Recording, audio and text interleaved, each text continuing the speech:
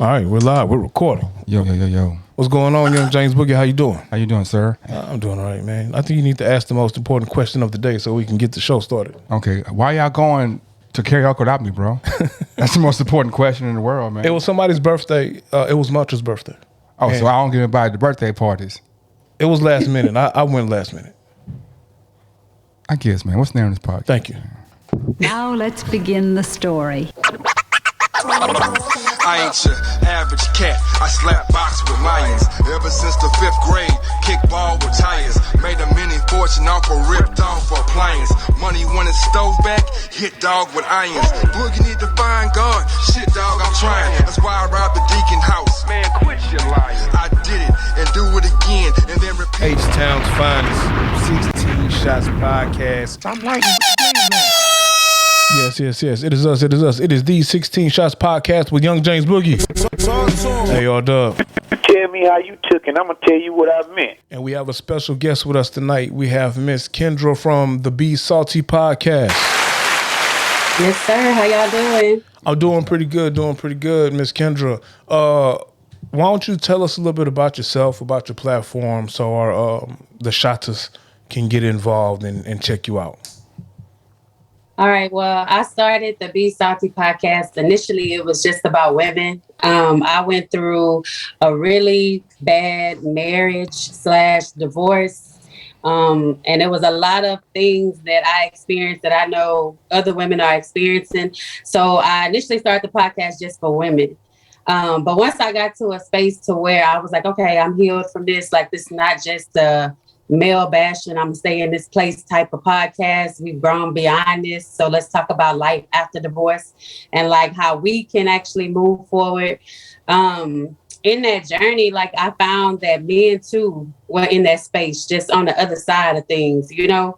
And so I opened it up for men to come in as well and for us to talk about various topics concerning relationships, like marriage, dating, parental, working relationships, all type of relationships, and how we can really change the narrative on what we may have grown up with or been accustomed to. I gotta get naked for this one, man. I gotta take my clothes off for this time. It's finna get heated. I see that now. I don't want you to start taking your clothes off next to me, though. Let me take my clothes off, man, because I already see. on. I already Be see. comfortable. It's finna be some stuff said, and I'm gonna have to take my glasses off. I'm gonna lay my astros down, all that kind of stuff, because it's finna get real live. We talking about men and women. I got something to say. I'm glad we're here. So, and I'm glad that that's kind of why I wanted to talk to you about this topic.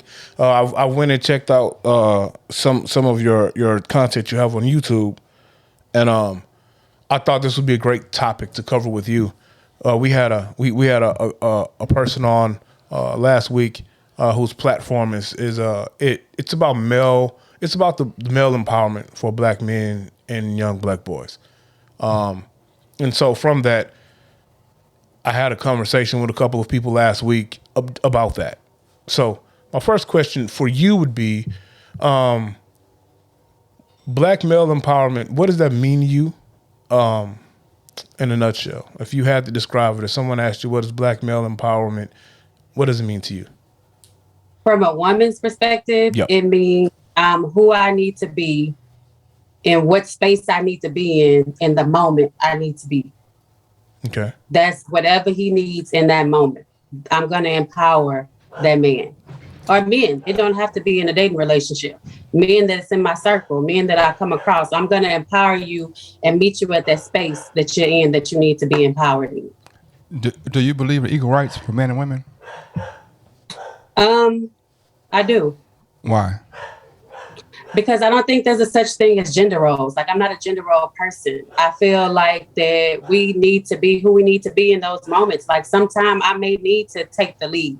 Sometimes I may need to be in the back. Like, it's what I need to be in that moment. I kind of agree with you, but I disagree somewhat. Mm-hmm. You see the third bullet point? What? I think that's we rolling. No. Oh, okay, go ahead then. Cook. Well, okay, I don't want to jump the gun, but I think you are. okay, well, I ain't gonna say nothing then. I'm gonna be quiet. No, I ain't say that. I just said I know what you're gonna say, and I think it's gonna roll with the third bullet point. No. I was gonna say. Oh, say what you're gonna say then. I'm saying this. Like, there's a part of me doesn't think that equal rights for men and women makes sense. Okay. Let me tell you why. There's nothing a woman innately is expected to do to sacrifice herself for a man. There's no point. There's not a point where like let's say you have a PhD in psychology and I have a PhD in psychology and we're working at the same school. They're not gonna come to you and be like, "Hey, lift these boxes." They're gonna be like, "You the man, you gotta do that, right?" Let's say me and you are both have PhDs and a government comes in the room, right, and holds all us hostage. They ain't gonna say that the men out first. They're gonna say women and children get out first, right? And it's so I 100% agree with you on that. Is when it comes down to the physical aspect of it, of course, you know, the expectation is not there for us to be equal per se. But the way I view things is like this, and I'm gonna take this like biblical for a minute, because like honestly, like men are leaders for a reason because of the physical strength that they can withstand when we are faced with adversity. But at the end of the day, I also think like beyond that, women are more stronger when it comes to our emotions and things that we need to tap into on the other side of things. So it may not be in that instance per se, like with the strength part of it, but there's a strength within both that we have. And then honestly, if you look at it where so many women, Black women in particular, are left with men outside the household, we then have to muster up that same strength that we're looking for the man to have in those moments. I disagree. We gotta. I disagree because part of the reason why the man, well, one of the reasons or a piece of the reason why the man has been pulled out of the Black household is because the woman has been complacent in ways to allow the man to be pushed out, right? They use the same tactics with all the races or all the different peoples in the United States. There's a reason why there are still men in other races.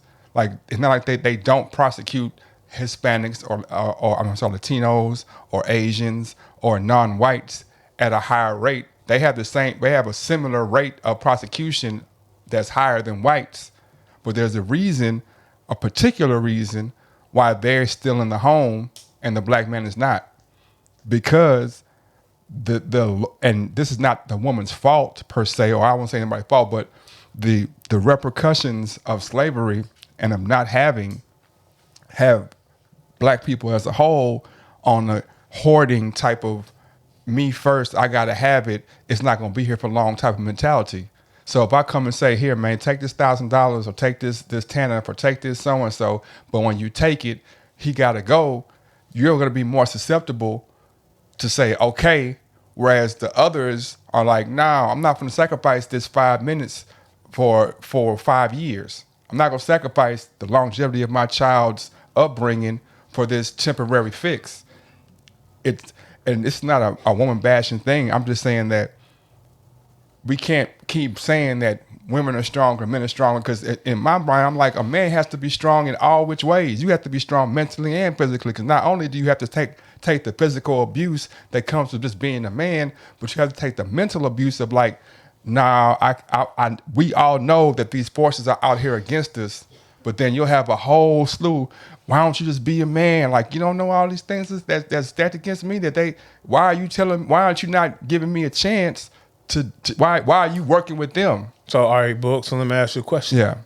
So, if I'm listening to your take, by listening to your take, I can see that you could subscribe to, let's say, a Black male empowerment platform. With that being said, does black male empowerment ignore the Black woman? I don't think there should be any type of gender empowerment to begin with, Black or woman. You know what I'm saying? And I don't think it should be a male-female division. I think the more conducive way to attack a situation is to be like this human being and that human being. And these are the things that this human being is more likely to do, because you have some women, like she said, that are physically strong and or mentally strong. You have some men who are But what about this though? If one of, I'm sorry, go ahead, you go.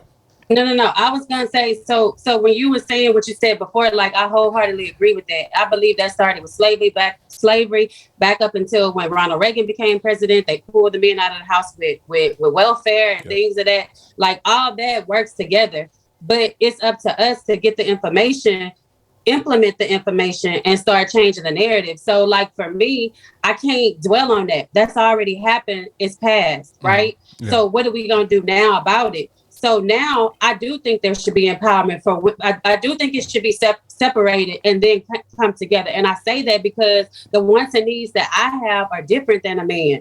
You know, I need to be reached at a certain space that a man may not be able to reach me at. Why right? not? Same thing as a woman. I was a single mother. Mm-hmm.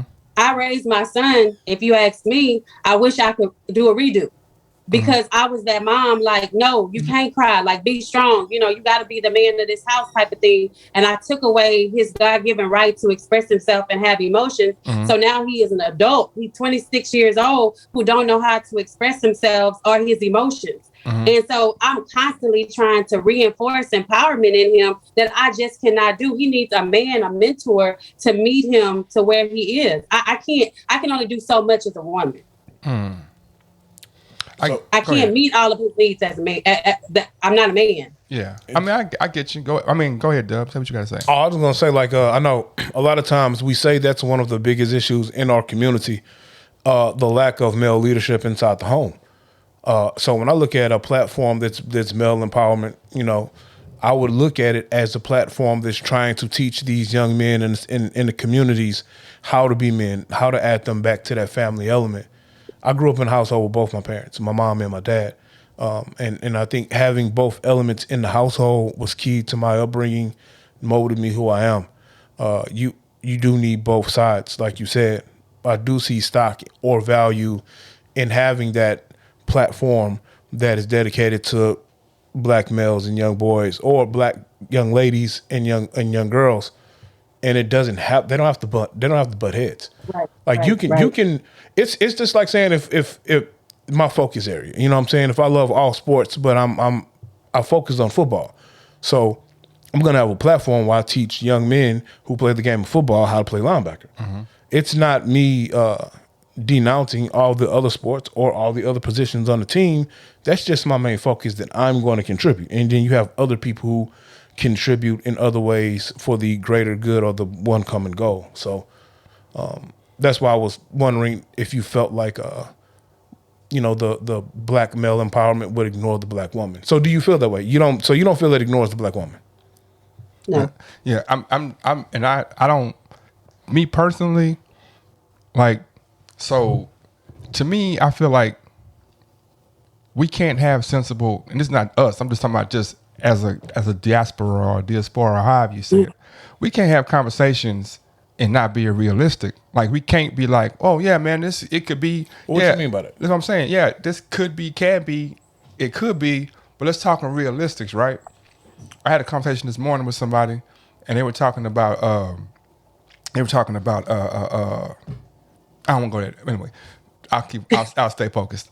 But it's like we can say what could be, how it should be, but we have to deal in actualities.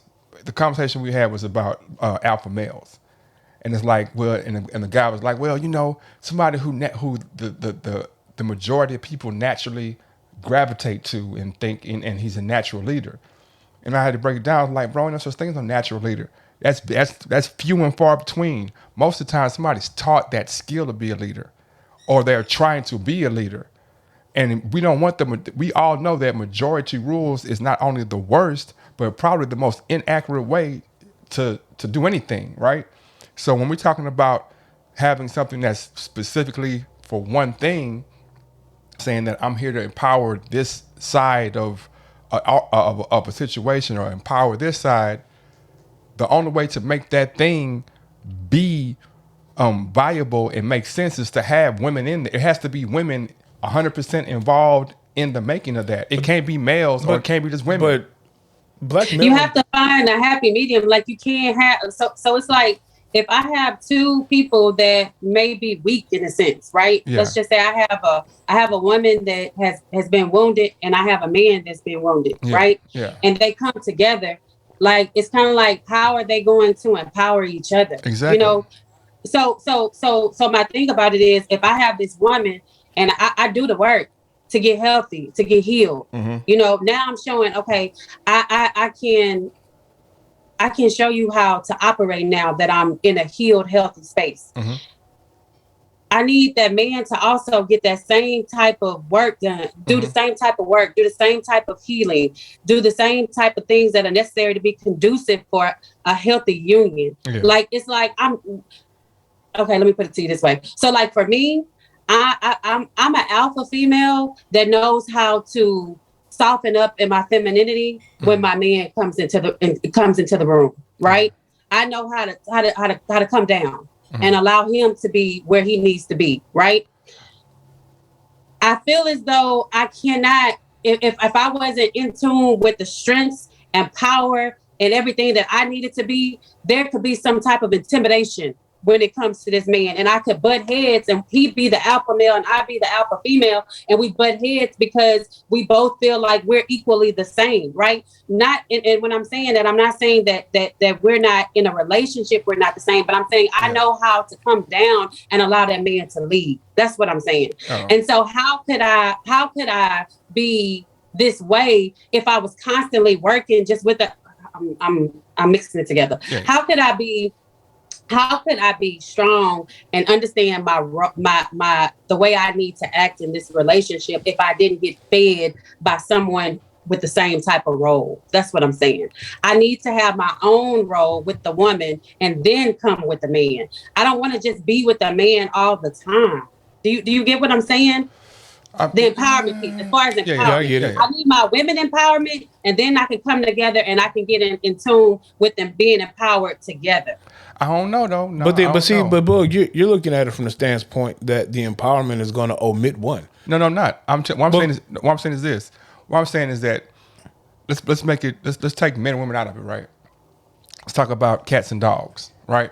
Let me hear me out.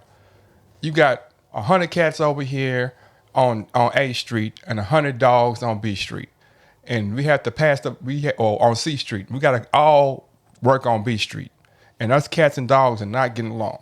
So in what you guys are saying is that I'm gonna congregate with all these cats, and us cats are gonna come together and figure out a way and heal ourselves from past traumas of these dogs whooping our ass. You know what I'm saying? That ain't what we're saying. That's what I'm saying. Let me finish. We're gonna congregate together with ourselves of these dogs not being in tune with us. We're gonna talk amongst ourselves, all us cats, and then go to the dogs and be like, okay, let's figure this out. Or what I'm saying is that in order for it to be right, it has to be the cats and dogs sitting together. I can't go over here in a silo and figure it out. Because if I go in the silo and talk to this other, how are you going to get the perspective of this other side if you're not intertwining? But you can though, because it's like being in a household, raising a kid. The mom is going to teach the kids something that's going to work. The dad is separately going to teach the kids, like as a daughter. My mom is going to teach me how to be a woman. My dad is going to show me how a man should treat a woman, type of thing. Like they're both separate entities teaching one person. But I come together at the end. Let's just say I make it to graduation and I come together right before I move out of the house. I'm coming together with both in alignment. Like, okay, now I see how this thing commingles and it works. But if I have one, and I'm getting that because I'm allowing that one to pour into me this way and this other to pour into me that way. If I'm just going straight in and my mom and dad are just teaching me everything all at once, like, I don't know how to effectively separate the two and know, okay, this is when I need to do this and this is when I need to do that. I wouldn't. You don't think? It's not a plan from the get-green? So I participated in a great example of this. That is how both empowerment sides for male and female can come together and work in unison as one. Growing up, I was a Boy Scout. Okay. You also had Girl Scouts growing up. So growing up as a Boy Scout, I'm a Boy Scout. I have male mentorship from men from our community who look like us. They teach you survival skills and all kind of stuff. There were, scout moms involved in it, but for the most part, it was leadership from males. On the flip side, you had the Girl Scouts. That was leadership from females. They went camping. I'm pretty sure they had different kind of workshops where females mentored young girls. It came together as Explorer Scouts. Okay.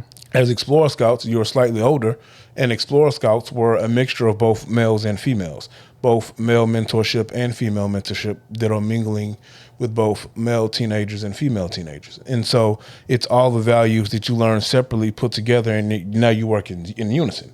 So I think when you say the Black male empowerment platform or whatever, or the Black female empowerment, it's not saying we're omitting either one. I've never said omit. Let me finish. Yeah. You said that. I didn't say that. Let me finish. It's not about who said what. All I'm saying is it's not about omitting either one. It's always about working in unison. I can't have a male empowerment platform and not acknowledge the role that women play in our lives, the role that women play in mentorship and all those things. I'm not talking about acknowledgement. I'm talking about, once again, let's keep on that. Do you think that the Girl Scouts would be different if you had the Boy Scouts that were cognitively thinking like, okay, when we do archery, we're finna make sure these girls are as skilled archers as the boys are. It's what happens is, and this we're not talking about theoretically. We're talking about actual. Let me finish. But I'm not talking about anything theoretical. I'm going to tell you what happens in real life. The theoretical talk about some things like, oh, we're going to work over here, and come together. But the actual in life, how many girls in gym class are allowed to just go over there and be girls? How many girls in school are for the last 70 years have been you girls go to home ec, and then how many boys have been allowed to just like, I don't want to do home ec, I want to do this. Like the actual applications have been, we're gonna silently push you over to these ways. And so now I'm getting only one a heavy dose of one thing, and I'm saying that we've seen the results of that, especially in our communities, and in having the two parents in the household is not.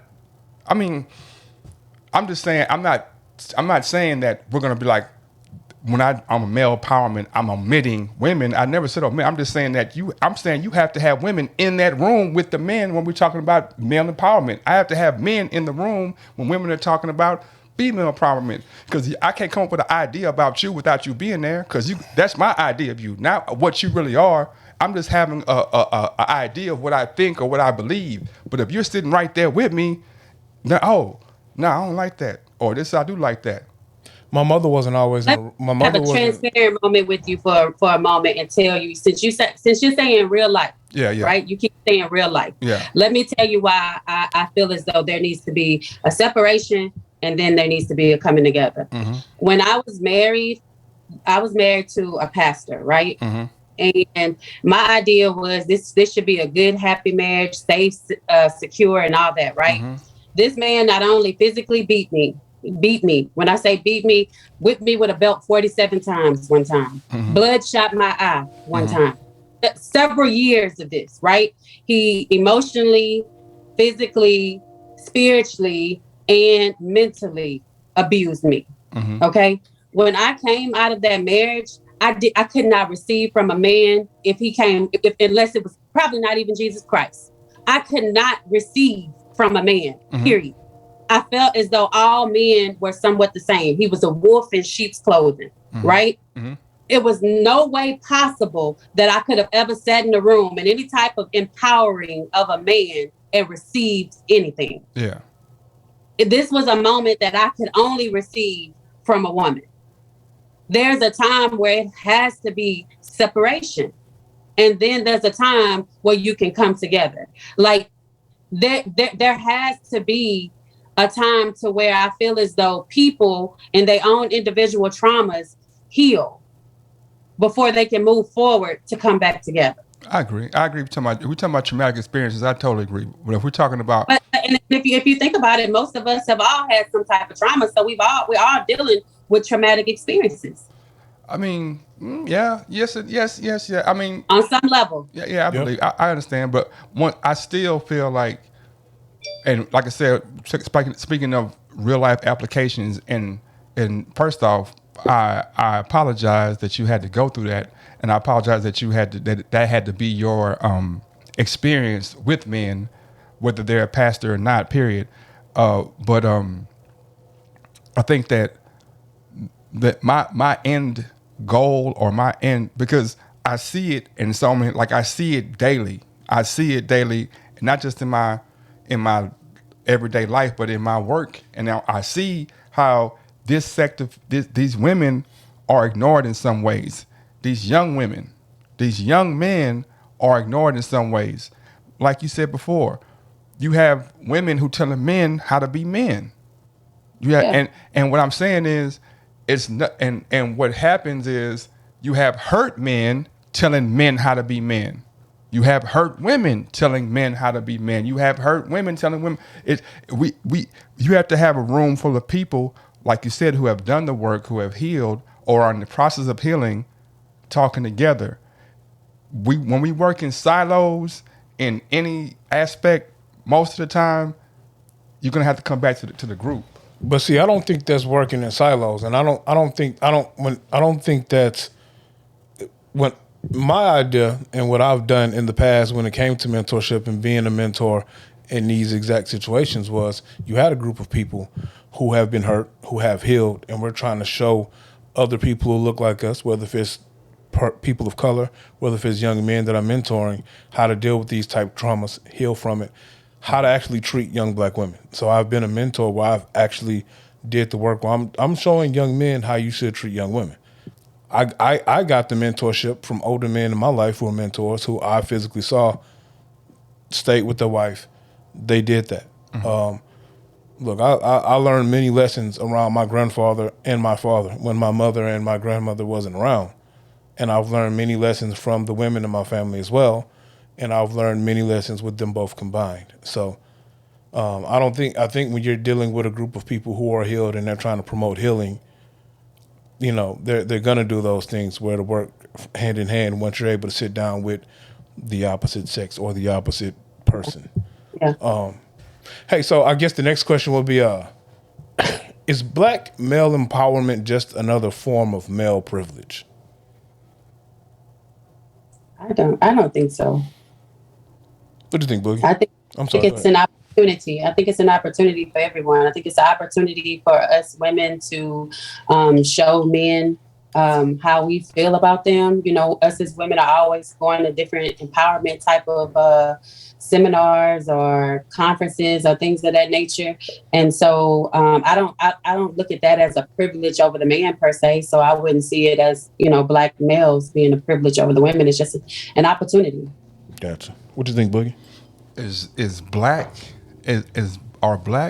what'd you say again? Is black male empowerment another form? Just another form of male privilege. And I only asked that because one of the young men I was talking to in this group, that's what he said. He said he felt like black male empowerment was just another form of male privilege, and then he spoke about how male privilege kind of hurt the woman in the whole. So I mean, as a whole. You know, so before I answer, I'm going to answer, but just let me get through this.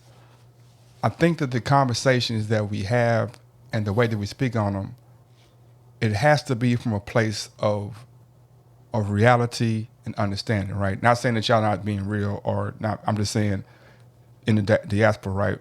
There are things. Is that the right way to say the word? I don't know. Man, diaspora. Yeah, I think it's diaspora. Diaspora, yeah. So there are influences outside of our color that dictate 100% the way that we move, right? So just when she said alpha male and alpha, like there's no such thing as alpha male, or there's literally no such thing. It's something somebody made up, and then they made it up, and I was wrong, 100%. It's a made up thing that somebody made a wrong diagnosis, and people are living their life every day thinking like, I gotta be the alpha, and it's not even real. I'm not going to agree with that, but I'm not going to say you're wrong. Okay, the fact because I'm not I'll explain to you. I'll explain to you. I'm not saying you're wrong. I'm gonna explain to you. I don't believe in the take. I want to explain it to you. You've explained it to me before. Okay, well, I'll explain it to her. The alpha male theory was a scientist came up. They followed wolves in the 1950s or 1940s. Followed the wolves and like, okay, the alpha wolf is the one that's hunting so and so. The same exact scientist went back and he's like, you know what? I miscalculated. That was just that one group. Really, they're working as a team. It's not one person leading, it's a team. But once again, going back to group mentality and understanding and majority rules, the person who doesn't have the education or knowledge hears about this alpha thing, and now we have 50 years of people saying, I'm an alpha this, I'm an alpha that. When the very person who created the term said, I was wrong. I calculated this wrong. I was wrong. So if I created it and said I messed up, and you're still, not you, but a person still coming back and saying, oh yeah, I'm this, I'm that, here we go. So moving forward to the conversation. Can someone not recreate the term? But if if I build a house on a house of lies, what is my house built of? Is it sturdy? What if that term is conceptually used as a leadership type of role? So when I think of alpha, I think of one, right? Yeah. Over the other, right? So when I use the term, I'm using the term as in a leader type of role. That's what I'm saying. So going back, and that's where I was going. That's where I was going. A lot of the things, or some of the things, not a lot, I'll say some of the things that we try to empower ourselves with are based on another set of thinking that was based on another. Like, okay, so if I'm saying the man is the head of the household, that's not necessarily the term of the thinking that was put in to this book. It was put in by some men who wanted to rule over women, who literally that was their thing. Okay, you know what? Y'all can't. I don't want y'all to have any power, so I'm gonna write this script to make y'all be subservient. This is not me saying, this is factual. You know what I mean? Are you talking about religion? Yes, I'm talking about religion. Control? Yeah. So now we have a thought process that's based on somebody else's theory, that's based on another theory, and how many people do you know are going to do the work to go back and be like, okay, well, why does this say this? Why is this? And how many times is it going to come back to, well, the book says so, or my grandma says so, or if my daddy says so, or someone just so what I'm saying, and going all the way back to saying there is no alpha, there is no leader. We're in a partnership. So do you look at yourself as a leader, or do you just look at yourself as, I'm always in partnership with whatever I do? I'm 100% always in partnership with it. It's a symbiotic relationship. So you don't, at no point do you view yourself as a leader? Why would I be leading? I'm asking. What? I don't. No. Okay. All right, okay. What I'm leading? You have gifts. Your household. So you wouldn't look at yourself as a leader of your household? No, we're a team. Okay. Any situation I'm in, I'm a team. Don't teams have team captains though? Don't teams have leaders? The team captain is just the person that talks. Do teams have leaders? I'm asking. No. So teams don't have leaders. But I'm saying that's a trick question, bro. Because it's not. Watch this. Because the team captain, does that mean he's the best player? It's not about being the best player. Does that mean the team captain is not being about the best player? Okay. At the end of the day, will have the final say so. Team captain typically will have the final say so. The coach will typically have the final say so. But the coach's job is to lead. The team captain's job is to relay the message from the referee or to the team. That's his job. That is so, yes, on the surface level of the team captain's job, that is correct. But also when the team captain is voted in, most times they're voted in by their peers with a selection process with the coaches. And a lot of time it's based off of said leadership skills. They have leadership skills, yeah. So again, that's why I asked. So you don't think like teams or organizations should have leaders? I know we know they all. No, I'm asking you. Well, you kind of are if you're saying that there's no such thing as leaders. It's all just you participate in that group. No, what I'm saying is that. Well, by you saying that, that's what you're saying. No, what I'm saying is, and I'm very concise and clear with my speech. What I'm saying is that the way that we put a leader, I'm saying we all have roles to play, right? And me being the leader is the role I'm playing, right? But that doesn't mean that the reason why I'm in that role as the leader is because those are my strong points, right? That's my strong points, leading whatever we're doing, whether it be at McDonald's or whether it be a football captain. So that goes back to the question I asked. Do you believe at any point, are you a leader? But in the sense of, no, not me. Okay, that's cool. That's all. Not me. That's all that. Because, but what I'm saying is, there's different ways to. Because you can say yes and no because what is a leader? Like, can you say a leader is this? I think you can have qualities that a leader should have. So okay, so I'm asking you a question: are there different forms of leadership? Of course they are. So all three of us can be leaders, and you can do it one way. We can all be in the same industry, all be leaders, and all do it totally different, right? 100%. You can be three leaders Yeah. in the same industry, and we all three have different leadership styles because we all three might have different strong points or qualities. Exactly. That we have. So we're still leaders. We're in an environment and we're a leader of men or women in that group, organization, company, whatever it is. There's something that we do that we can do great, and we're leading those people. We might not do it all the same. You might be a math whiz, I might be a mechanical genius, and we're both leaders in the same industry. Yes. With different styles. Well, different. Not even different style. We can have different disciplines. We can have different styles, different disciplines, different strong, all that, and all be in the same industry. So once again, I ask you, how do I define the leadership skill if it can go across the spectrum of everything? So what is a leader? No, so I do think that there are certain skills that could be for specific for leaders. Commonalities. What's now the commonality? You might be able to capture an audience, be able to know how to talk to your workers to get them to follow you to do something. Okay, hold on, free right there. I'm asking power a question. of persuasion. I'm asking a question. Is the coach of a team a leader? Should be. Okay. Let's say Bobby Knight and Isaiah Thomas, two different coaches, two different teams. One guy yells, screams, throws chairs and tables, right? And he's a great coach, great leader. Isaiah Thomas is over there quiet, not saying much. He doesn't talk much. Great coach, great leader. The spectrum can be from here to there. It could be totally different in the same industry doing the same thing. What does that mean? What I'm saying is they don't have any commonalities of style, nothing. That's one person. But nevertheless, like they're put in a leadership position, so it's still qualified as a leader. Maybe a poor leader, but it's still a leader. They're both great leaders. But they 100% have a commonality. What's the commonality? Yeah. Their knowledge of basketball and to be able to lead. Delivery. Yeah, their knowledge of basketball and of the game, and to be able to lead both teams, or they can lead people to be successful in said sport. That's what I just said. That's what I'm saying. I'm saying that I don't know what you just said. I said the commonality of the styles can be totally different. I didn't say. I said no.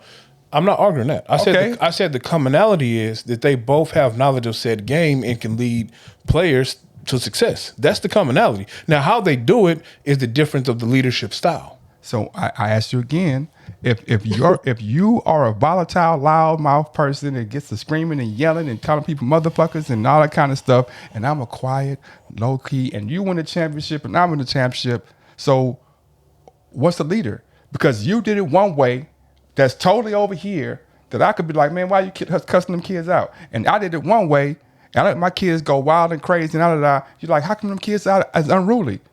Or how come your team's unruly, but they're adults, whatever? So once again, what is a leader? I think I already answered. Ultimately, a leader is someone that people follow, right? Yes. So in both of those scenarios, they have people following them, regardless of the commonalities, regardless of the delivery in which they have for the team. They have people following them.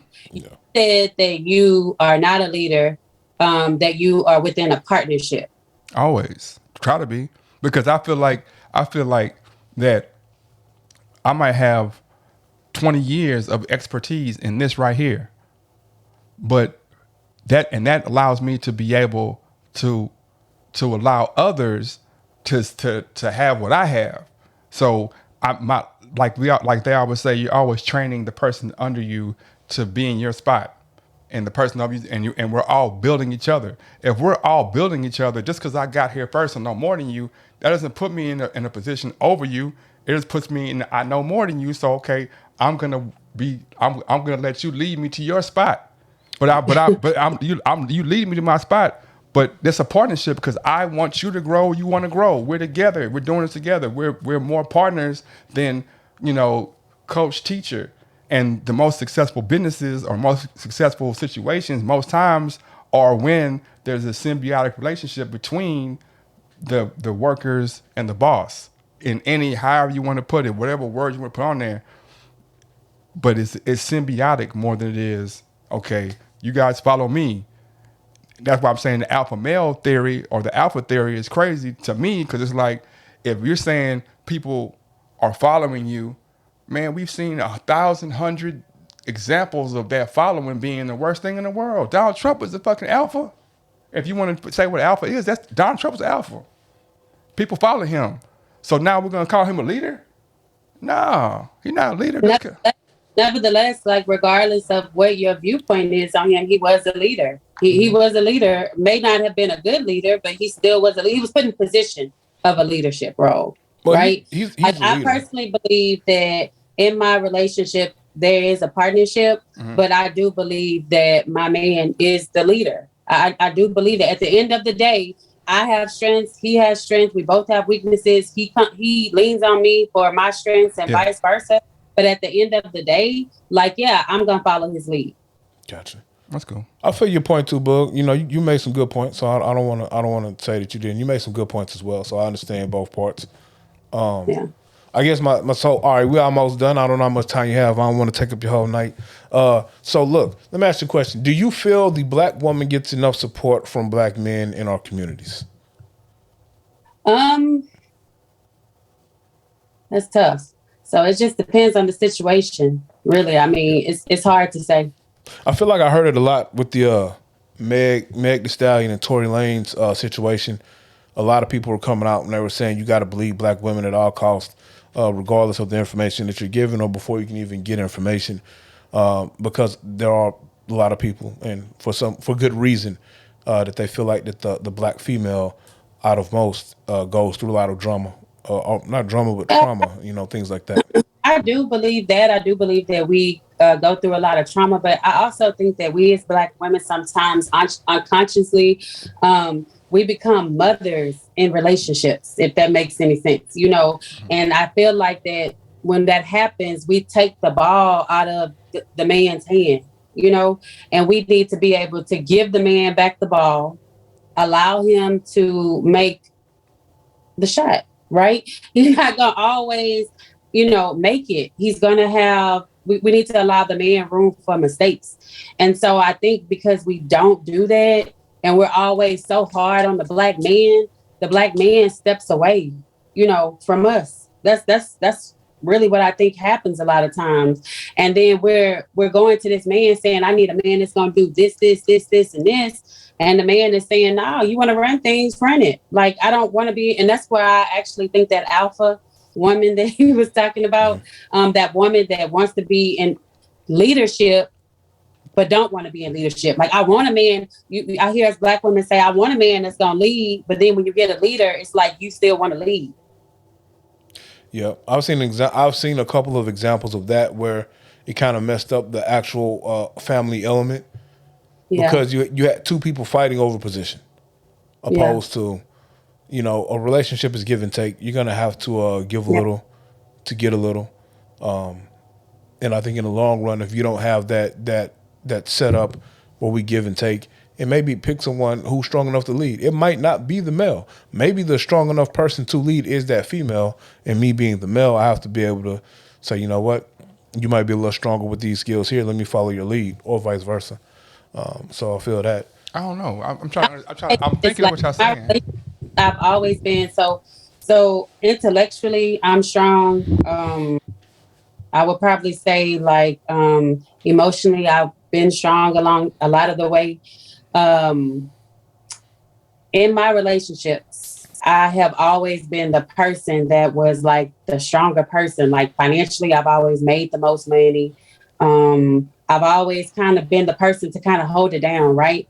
So while I was, in that season of being by myself and being single, like I was telling myself, like, I don't want that. Like, I don't want to make the most money. I don't want to make like all the decisions. Like, I just want to be in a relationship where I could be a woman. Like, what can I just do that? So when you talk about like that question for that type of thing, like, yeah, I want to be where I can just be the woman, where I could just come home and relax and cook and just do the dishes and just relax. Like, I don't want to come home and always have to worry about how we gonna get this done or what I need to do this. Like, I want a man that's gonna lead.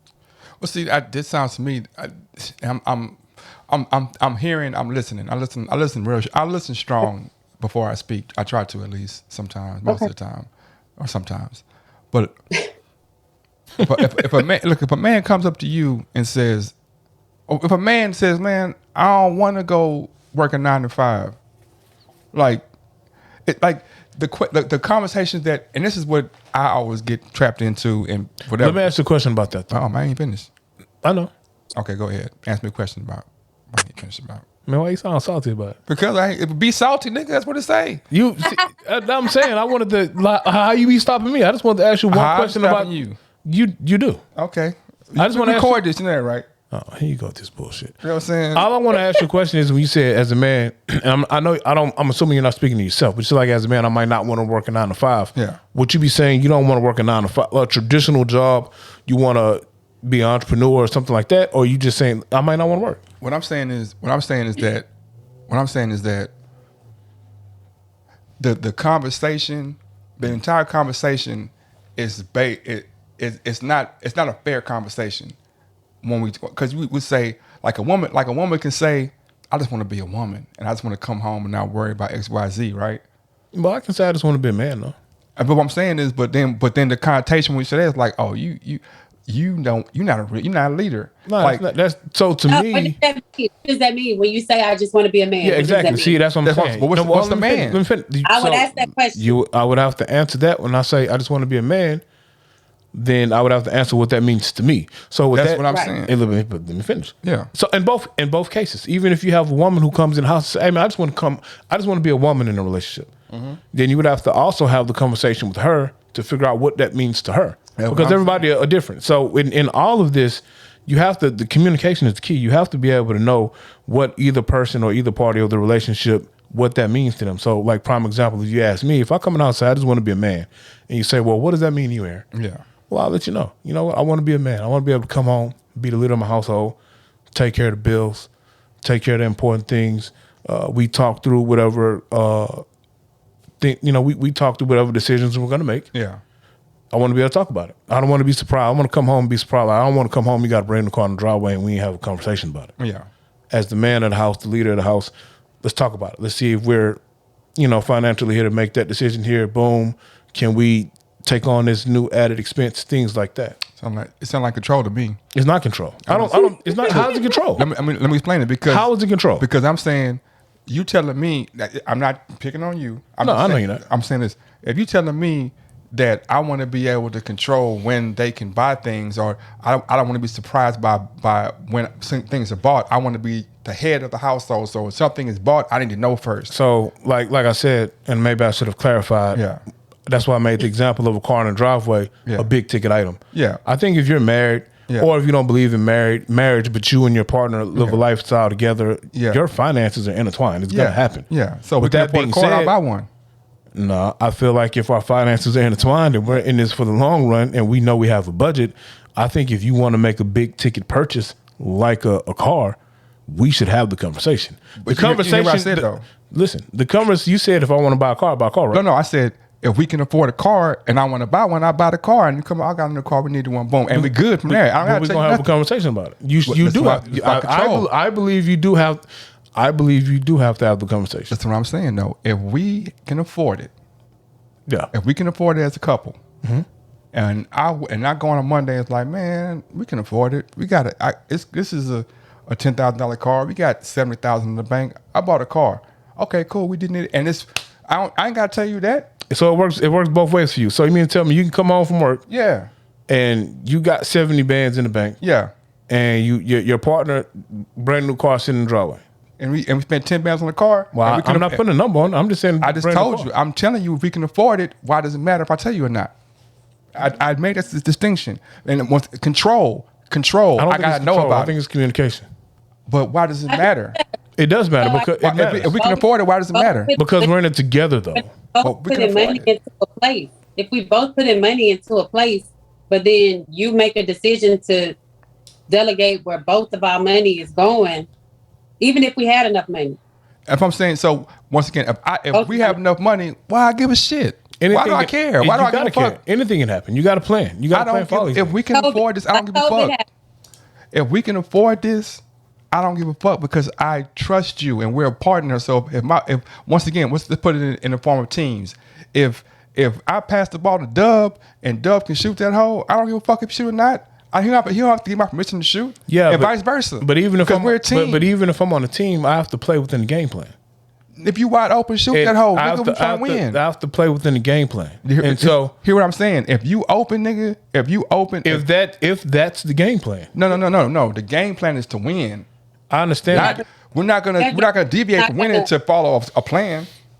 But your loss is not gonna affect my finances. Anything that's affecting my finances, I feel like we need to have a conversation.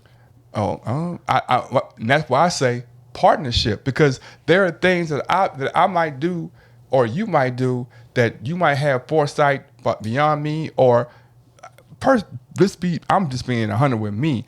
I don't give a shit if we can afford it and it's not putting us in the hole and we need it anyway, or we were on the border. Fuck it. So what happens when I got 70 bands and we can afford 10K, so I don't say nothing, you buy a car for 10K. Yeah. Then I look up and you buy a purse for 2K. Then I look up and you buy some dread for 5K. But why I gotta be why do you have to turn into an irresponsible person when I just said you have to turn it into irresponsible to make? I'm not turning it. Yes, you did. You said something simple as buying one thing. Now you gotta go to 4 more things to make it make sense. But I'm not being irresponsible. I'm talking about real life application. Yeah, one thing. But see, in order to make it sound like it's irresponsible, you have to add 10 things to it. I put one thing. You had to add 4 more things to make it seem crazy. I mean, I'm not trying to make it sound crazy for one, Bug. I'm just having a honest discussion. Honestly, what I'm saying is, why do you have to add on to what's there? We're talking about one thing. You have to add on something else to make it seem. I'm talking about this one thing.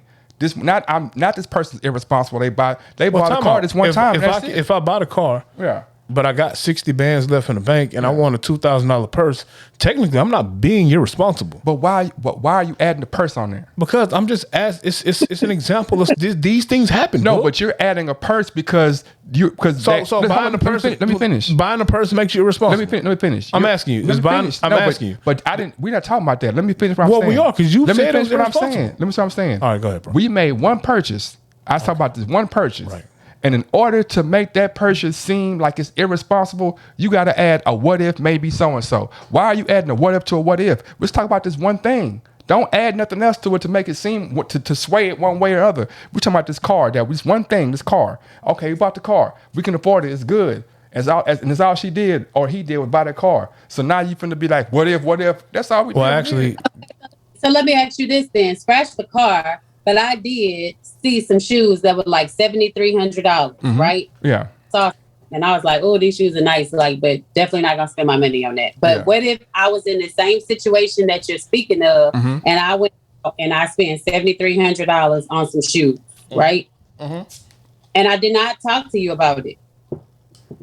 We still have the 70 grand in the bank. Would you feel away? I feel away, but I'll feel away. But why would you feel away? I feel away because, one, I would be like, I didn't think that I had partnered with somebody who was superficial enough to spend $7,300 on some shoes. That's what I'm saying. What makes that official? You wanted this car, I wanted these shoes. Because the car is an application that we're both going to be using. We're both going to drive the car. It's my car.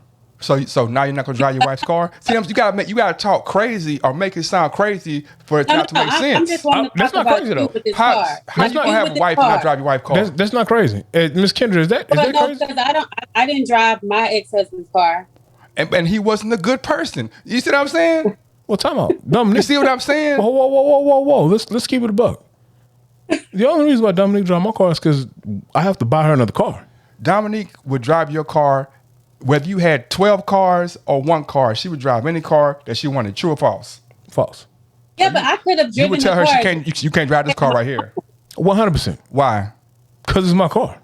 Why the fuck would we? What kind of partnership is that? Where I'm like, this is my. I thought the fucking vows say, "What's mine is yours, yours is mine." Sickness and You health, don't we're believe together. in that. You don't believe in that. You Who don't believe in those that? vows. I said, You believe in those vows? I believe in a partnership 100%. A partnership doesn't mean I got But my what stuff and you got. Our people partnership is think together. Well, see, no, you have to. Now I feel like you're going left. When I say that, I'm not saying that I wouldn't provide transportation for my wife. What is mine is hers. What I'm saying is, I have enough effects. If my El Camino was running, Dominique's not driving. Because you don't want her to drive it. She's not driving it. No, because you don't want her to drive it, right? Sure. Not because she can, not because if she said She physically can drive it, yes. And if she physically wants to drive it, she can, but she's not going to drive it. what I'm saying. It's my car. Yeah, but what I'm saying is, man, you know what? I'm not talking crazy. What I'm saying, watch No this. one said you were. I know, but you make it sound like I'm like. What I'm saying is, if my wife, if I buy a car, my wife can drive my car if she wants to, And that is why I'm fine with that. and my or vice versa, right? You can't combine. We're not gonna make the comparison or the we're not trying to adjunct buying a pair of shoes with buying a car because I can't wear her shoes. Well, I am, because I'm saying that that's something that you wanted, and this is something that I want. Yeah. And the fact of the matter is, we have the money in the bank. Yeah. So regardless of who can use what, it's still something I wanted. I have put money into this account. Yeah. So why can I buy what I want? And in that scenario, I would say, baby, you bought them shoes. I don't agree with you buying them shoes, and I'm gonna talk to you. I'm gonna make fun of you about them shoes for as long as I see them shoes. But shit, we keep it moving. We got the money for. Why I'm a trip on that? What? That's what I was alluding to before. Is that there's other influences like the euro, the dollar is an influence on the relationship. When the dollar don't have nothing to do with the relationship in the long run, and in truth, the dollar doesn't have to do it. It's an influence because of our society, the way we live. But in the real life application, what they say, you can't serve two masters. I can't be that I want this union and it's union by God and that I love this person so and so, and then turn around in the same breath and be like, this money is important. You can't serve two masters. But money is important, though. You ain't hearing what I'm saying. You can't serve. Because the same book that you're saying that says that scripture is the same book that says be a good steward over your money. Duh. So like at the end of the day, if I've chosen this book, I'm going to abide by it in its entirety. No, you're not going to. You're going to abide by it because what I'm saying is the book literally changes from the Old Testament to the New Testament. So there's parts of that book that might say something, but the literal coming of Jesus is saying, you know what? The Old Testament, that's before Jesus. All that, we're not on that no more. It's no more eye for an eye. Now it's turn the other cheek. That's literally what Jesus came for. That's not true. So you telling me we're supposed to be eye for eye? Huh? We're supposed to be eye for eye? No, the only difference that came with the Old Testament and the New Testament is grace. That we not living by the law, which says that you are gonna die from sinning. That's the change. It does not. The Bible is not contradictory. It's You're not right. you do away with all this and then you live all this. I mean, there's still nuggets in the Old Testament that are still alive and true today. So just stand on this one scripture because we can go into a whole long, but let's talk about the eye for an eye and turn of the cheek, right?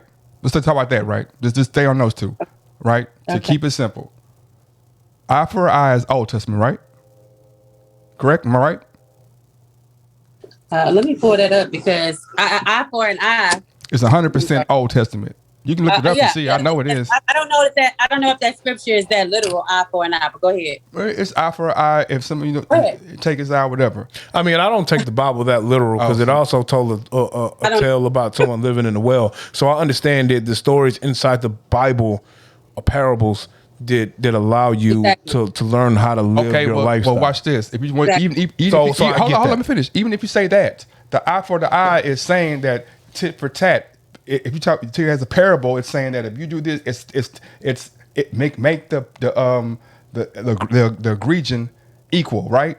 All right, I can roll with you. And then when Jesus comes, it's turn the other cheek.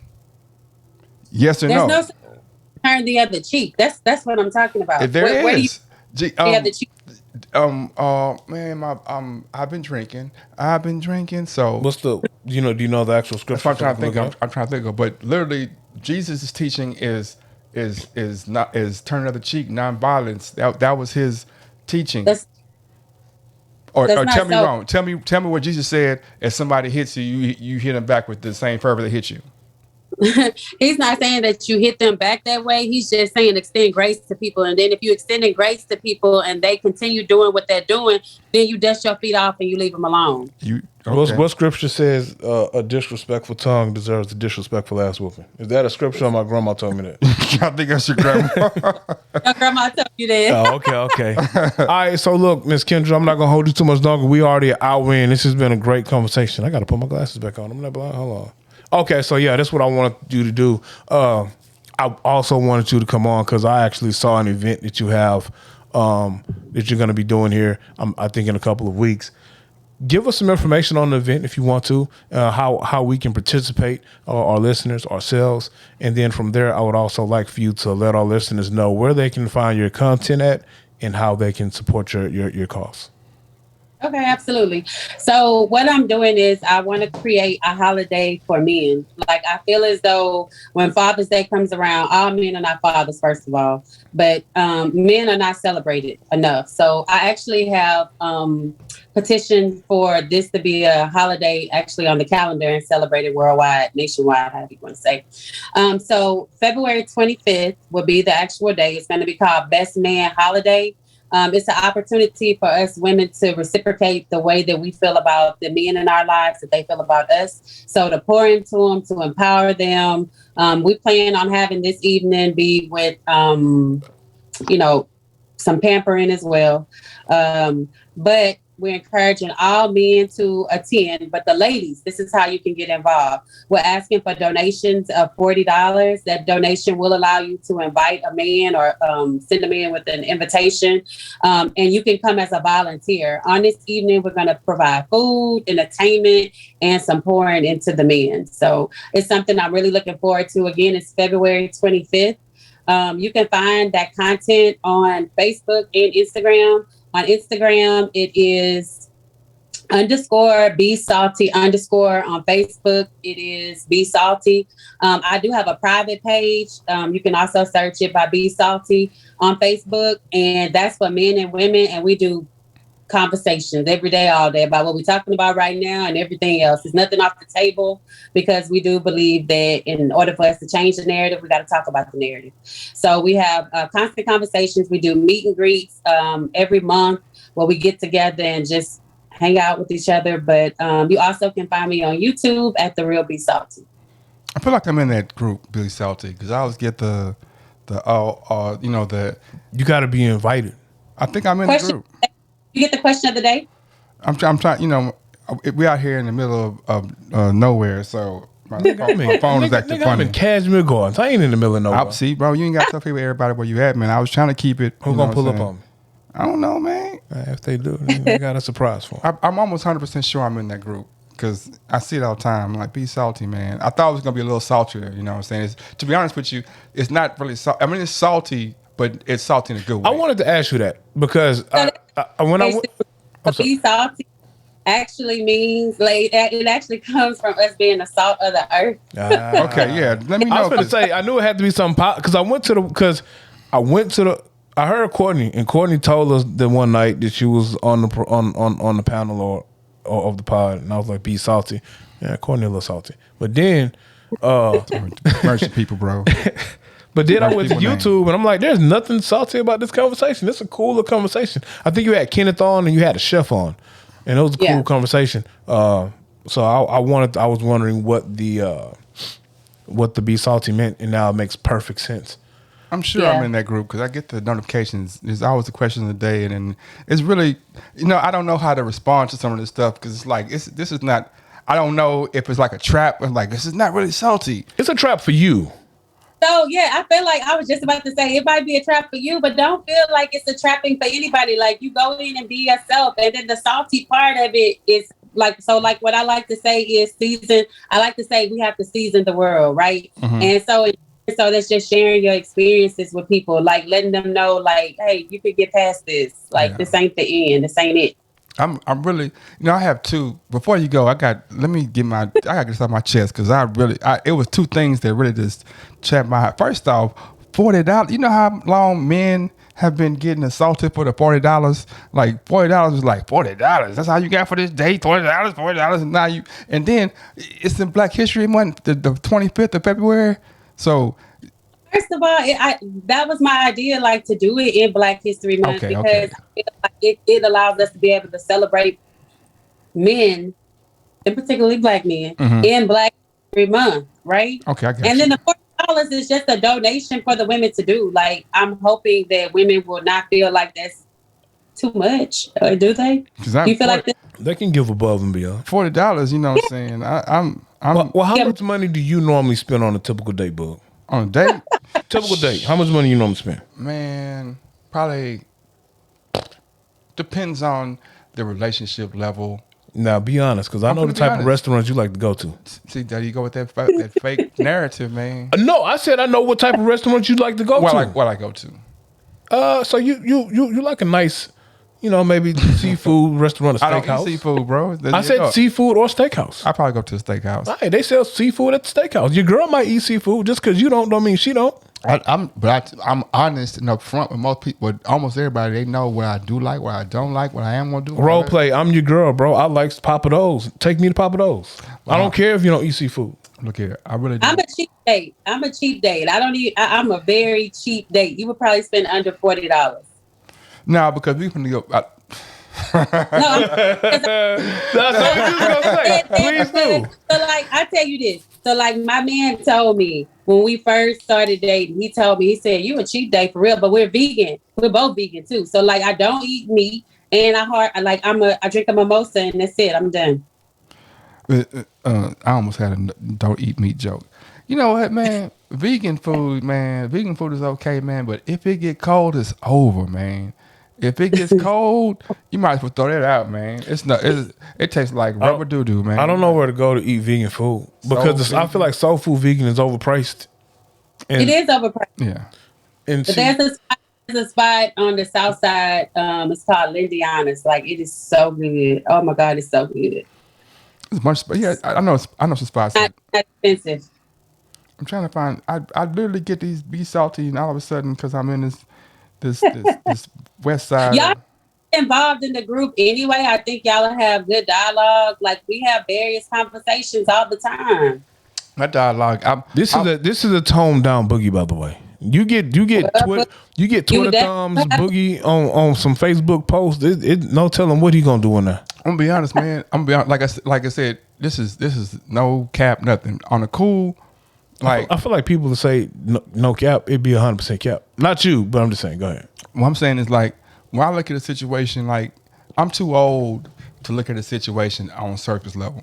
Like, and so that's where a lot of the contention and the people be, because they'll come on a surface level. And I'm like, no, I'm too old for that. I'm too old to look at something at the surface. Like, I understand that there's roots and there's watering and there's planting and there's subcultures and subgenres and there's so much other stuff that's involved.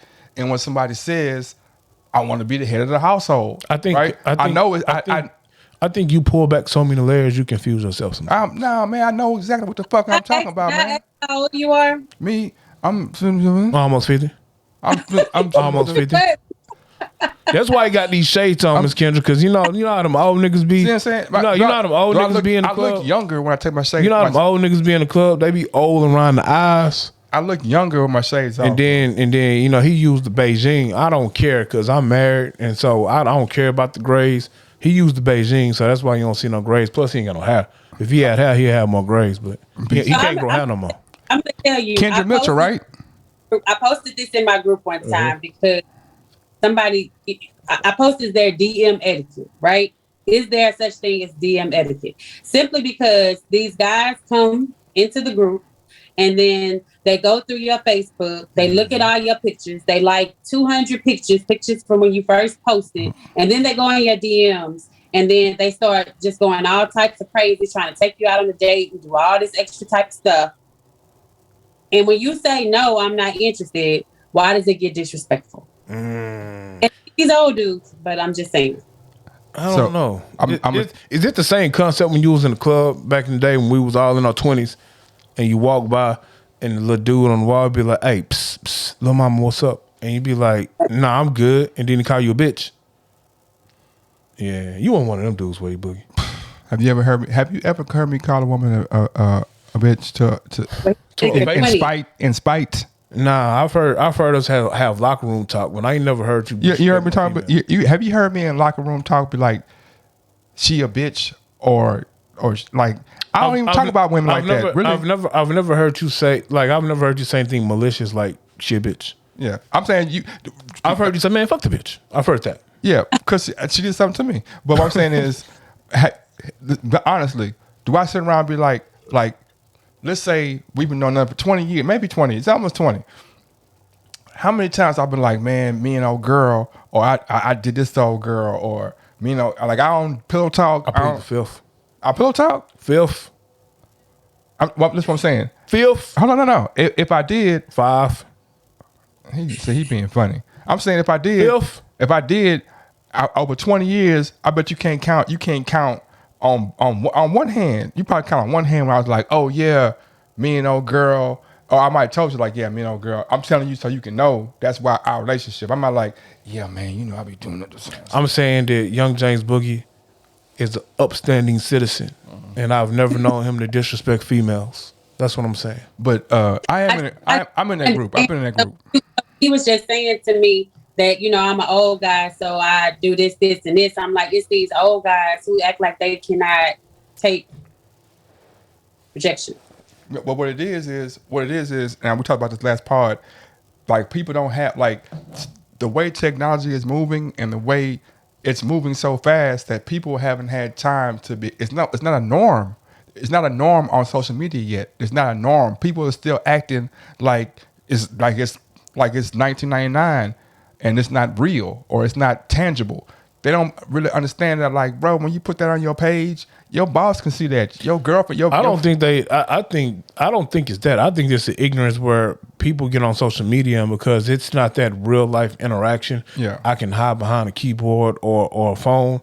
They're really being their true selves. They're saying things to people that they wouldn't dare say in person. Or they're being a version of themselves because, and this is another part of it, they're being a version of themselves. They're like, well, I didn't touch you. This is literally typing going into an invisible space. How is you mad about something that can't touch you? You feel some type of way? I'm not posting a picture of you. I'm talking, I'm not saying that's how I feel. I'm saying that it's not tangible. You have a large amount of people who have a tangibility issue. Like, oh, if I can't touch it, it ain't real. I just think they're hiding behind screens saying stuff that they truly want to say, but might not have the courage to tell you in their face. I'll tell you to your face, bro. You want to fight? We can fight. I mean, you're not talking to me, are you? I'm talking to Aaron W. A.R. Dub. They should just be like, okay, and move on. Yeah, I agree. Okay, bro. They should do what? They should turn the other cheek, right? Yeah. Which is in Matthew. You just Googled it? Yeah, it's in Matthew. Yeah, that's what I thought. And yeah. But I'm saying, like going back to what I was saying about being deeper about conversation, it's easy to look at it, and if you have a surface answer for a surface question, you'll get to certain answers. But like I was talking about in the very beginning, talking about there are influences of why the black man is out of the household, and there's a reason why the Latino man, why the Asian man, why the other men in other communities are not out of their households. I had something real toxic to say, but it would have been super toxic, bro. I mean, I don't judge, man. No, it would just been super toxic. I don't judge, but I'm saying like it's a definite reason, and it's because of a mentality. And until black men and black women get past surface level conversations about who's the alpha and who's the leader and get to the mentality part. The mentality is everything, man. It's the mentality. It's the mentality. But I don't think that conversation is surface level. I think that conversation actually adds to the conversation of the mentality of said roles that are played within the community and household. I think you got to have those conversations to even speak on said mentalities. My nigga, on some real shit, on some super real shit. It's not to you. I feel like it is. No, it's not. I'm saying we get 59 millionaires. I think it's 64 millionaires every year in the black community. Every year there are 59, 60, I think it's 64, 59, whatever the number is. It's almost 100 millionaires that are indoctrinated to the black community every single year.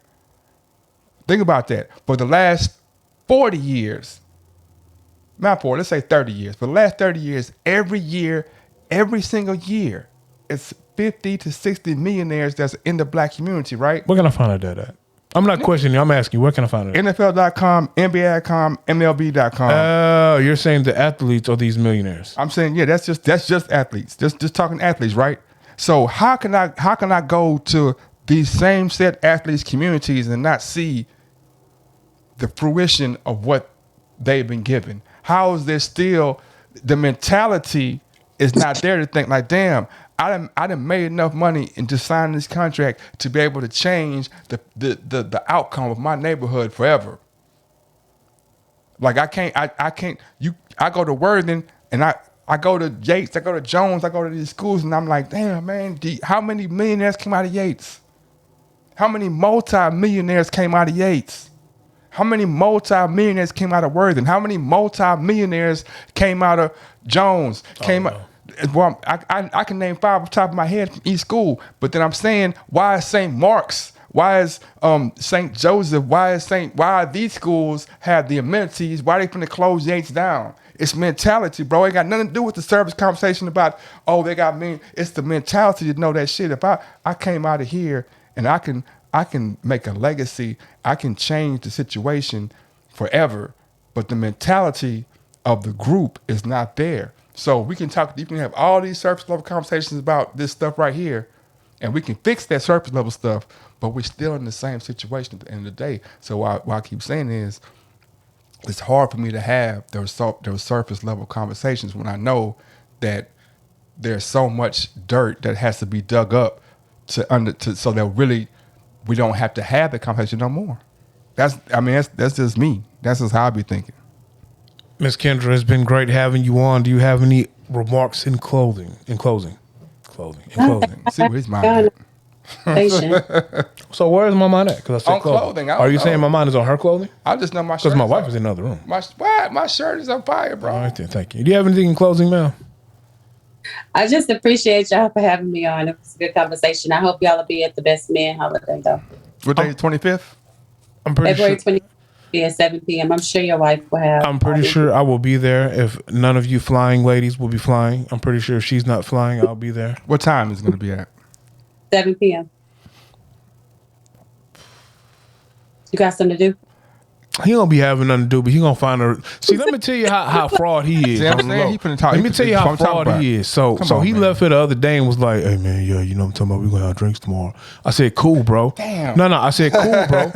Make sure you hit me up so I don't forget and I know where to go." So yesterday I waited the entire day for my homie to hit me up. He never hit me up.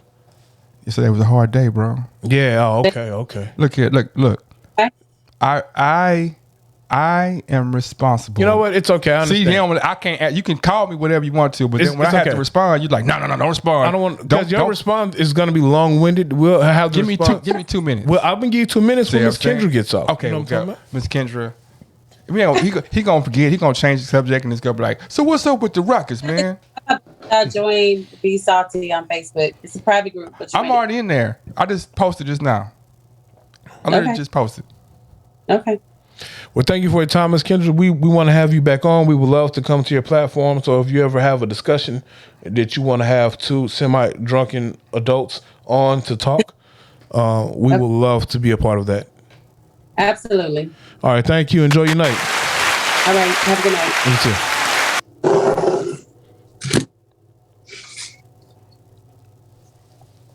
Y'all pushing buttons. Anyway, what I gonna say? The Cowboys win, man. I hope not, man. You know, if the Cowboys win, they're their fans will be unbearable. And now that we're on unbearable fans, Yeah. got a question for you. What's that? I know that you are a lover of the NBA. Cowboys lost. Yes. You are a lover of the NBA. I'm a liker. Hold on. Say that one more time. Cowboys lost. Yes. Yes. So we got, hold on, who won out of the Bills and the Bengals? Oh, the Bengals beat the doo-doo after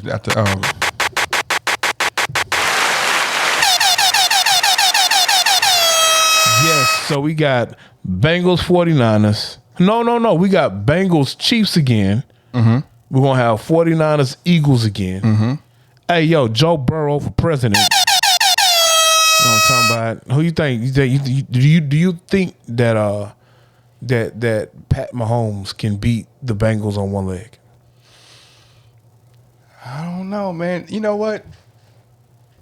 Joe Burrows, man. Joe, you know, I fucked with all the JBs. You know what I'm saying? Yeah. Joe Burrow is the closest that we've gotten to Hollywood Joe Namath. I'm not saying play on the field. Man. Oh, you talking about his? Yeah. I ain't talking about play on the field. I'm talking about his swagger he brings. You know what I'm talking about? I mean, homie lighting up cigars in the locker room. You know what I'm saying? I'm pretty sure that he will be 22 years old, man. Yeah, I'm just saying though. I mean, man. you know, Hollywood Joe walked out there with the homie had on mink on the sideline. I feel like Joe Burrow will pull a mink on the sideline if he can get away with it. You know, let's talk about that. You opened up a can of worms. I'm gonna go there, man. Which can of worms? Joe Burrow or Joe Namath? Nah, just this. Because I got a question for you about sideline people. But go ahead. Go ahead, silent people. Talk about silent people then. How you feel about your uncle? Talking about Uncle Shay Shay. Uncle Shay. How I feel about? How you feel about Uncle Shay Shay? Okay, first off, what I feel about it, I feel like he did what he was supposed to do, and I think that it was misconstrued on the part of John Morant's dad, because looking at it and watching it the whole time, he wasn't on no combative shit. Who? John Morant's dad. Nah. Even when it was a brouhaha, he was trying to go talk to Shay. He was. You know what I'm saying? He was like, they was pushing him because they was tripping. Now, Dylan Brooks, who was dating the training for a long time, I don't know if he still is. Whoa. He was what? Dylan Brooks is dating the training. I mean, you know, if that's what he like, I'm not going to shame you. Yeah. We don't kink shame here at 16 Shots Podcast. Right. Dylan Brooks is very mouthy. Yeah, can he back it? So I don't know too much about Dylan Brooks. Does his play back it up?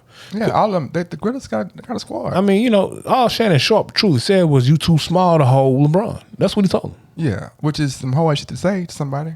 I mean, I think this is the thing. I don't think they know how to. I don't think that they know how to separate First Take Shannon Sharp versus fan of the Lakers and LeBron lover Uncle Shay Shay on the sideline. And I think, you know, Spike Lee will give you banter. Kevin Hart will give you banter. Is that the right word, banter? Yeah, but I wouldn't put them in the same category. No, I'm just saying, you know. And that's why I think Shannon Sharp will give you, you know, banter on the side. I mean, look, bro, you get millions of dollars to play a game and you have people within footsteps of the court. If they want to tell me I'm too small to guard LeBron James, I'm going to be like, hey, bet that, old man. And then I'm going to man up and I'm going to show him I can shut down LeBron. And then when I shut him down, I'm going to walk over and be like, guess I ain't too small, huh? Pause. Well, what I'm saying is, like, have you noticed that in the last 10 years, Spike Lee ain't been talking like that? Because he old. No, because the way Spike Lee would talk back then, it was an understanding between Spike Lee's in the same era as Michael Jordan and Pippen. So when Spike Lee talked crazy, Pippen went up there, sit your bitch ass down. After what he said to him, sit your ass down. All right, but that's the other piece too, though. How tall was Scotty? How tall was Scotty? 6'7". I mean, when a 6'7" Scotty Pippen comes over there, or what Jordan, 6'4"? Jordan was what, 6'6"? 6'6".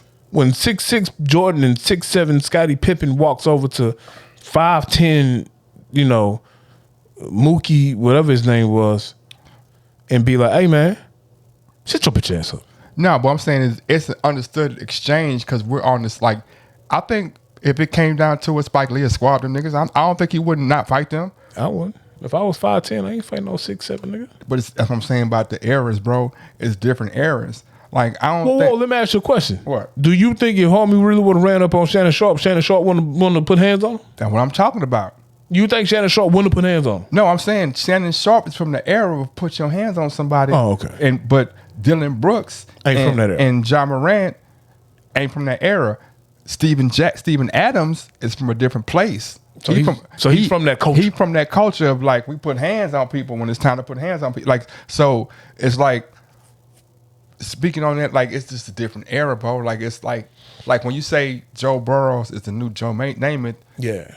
Only topically, bro, because Joe Namath was out there fucking hoes that come to the games fucked up. Well, we don't know what Joe Burrow does. I will say, you do know, because it's you can't hide it no more. It's a different era. It's a different NFL. So the things that Joe Namath and Lawrence Taylor could get away with, these newer generation guys can't move like that because there's too many cameras involved. So they have to be even more stealthy.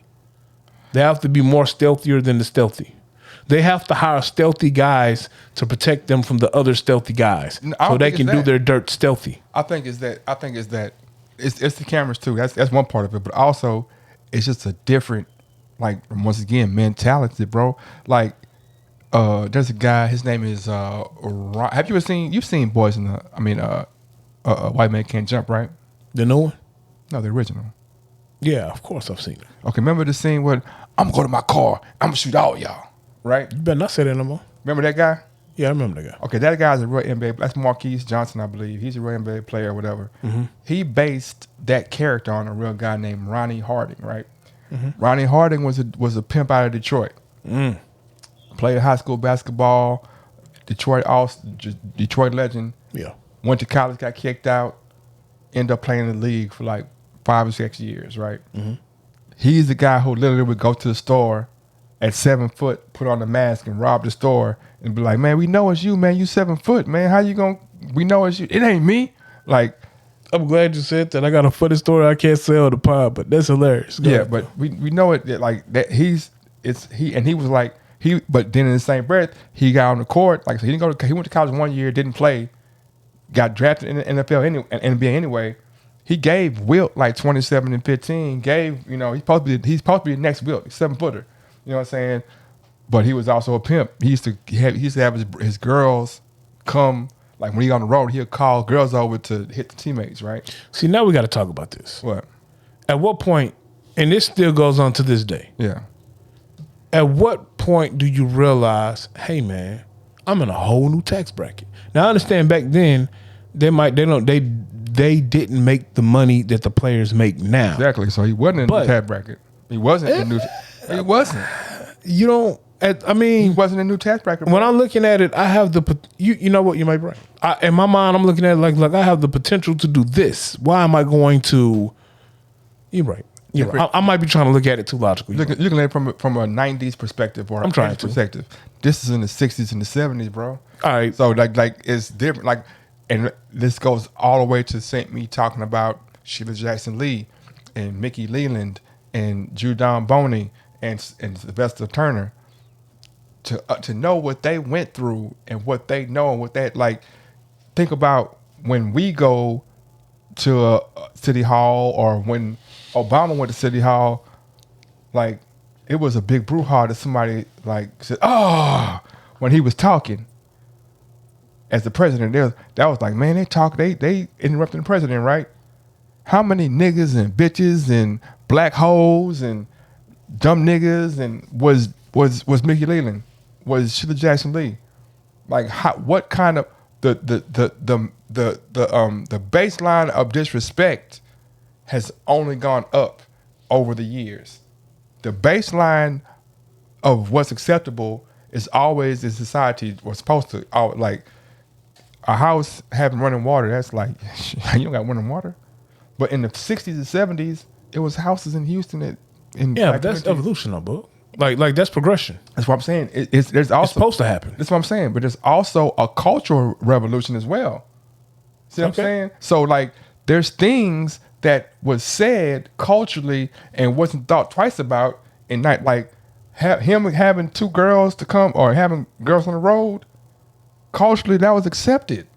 Oh, I'm not tripping on. I mean, it's accepted today. I'm not tripping. No, so you think that These NBA players, NFL players have women in every city now? no. You think that Joel Embiid, or not even him, let's say, who's the backup center for the Rockets? I don't know.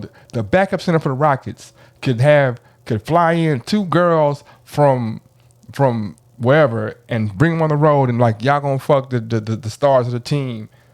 And what ended up happening was one of the girls didn't pay, so he took over the balcony and held over the balcony. Like, you can't do that in any climate. He did it then. You're supposed to.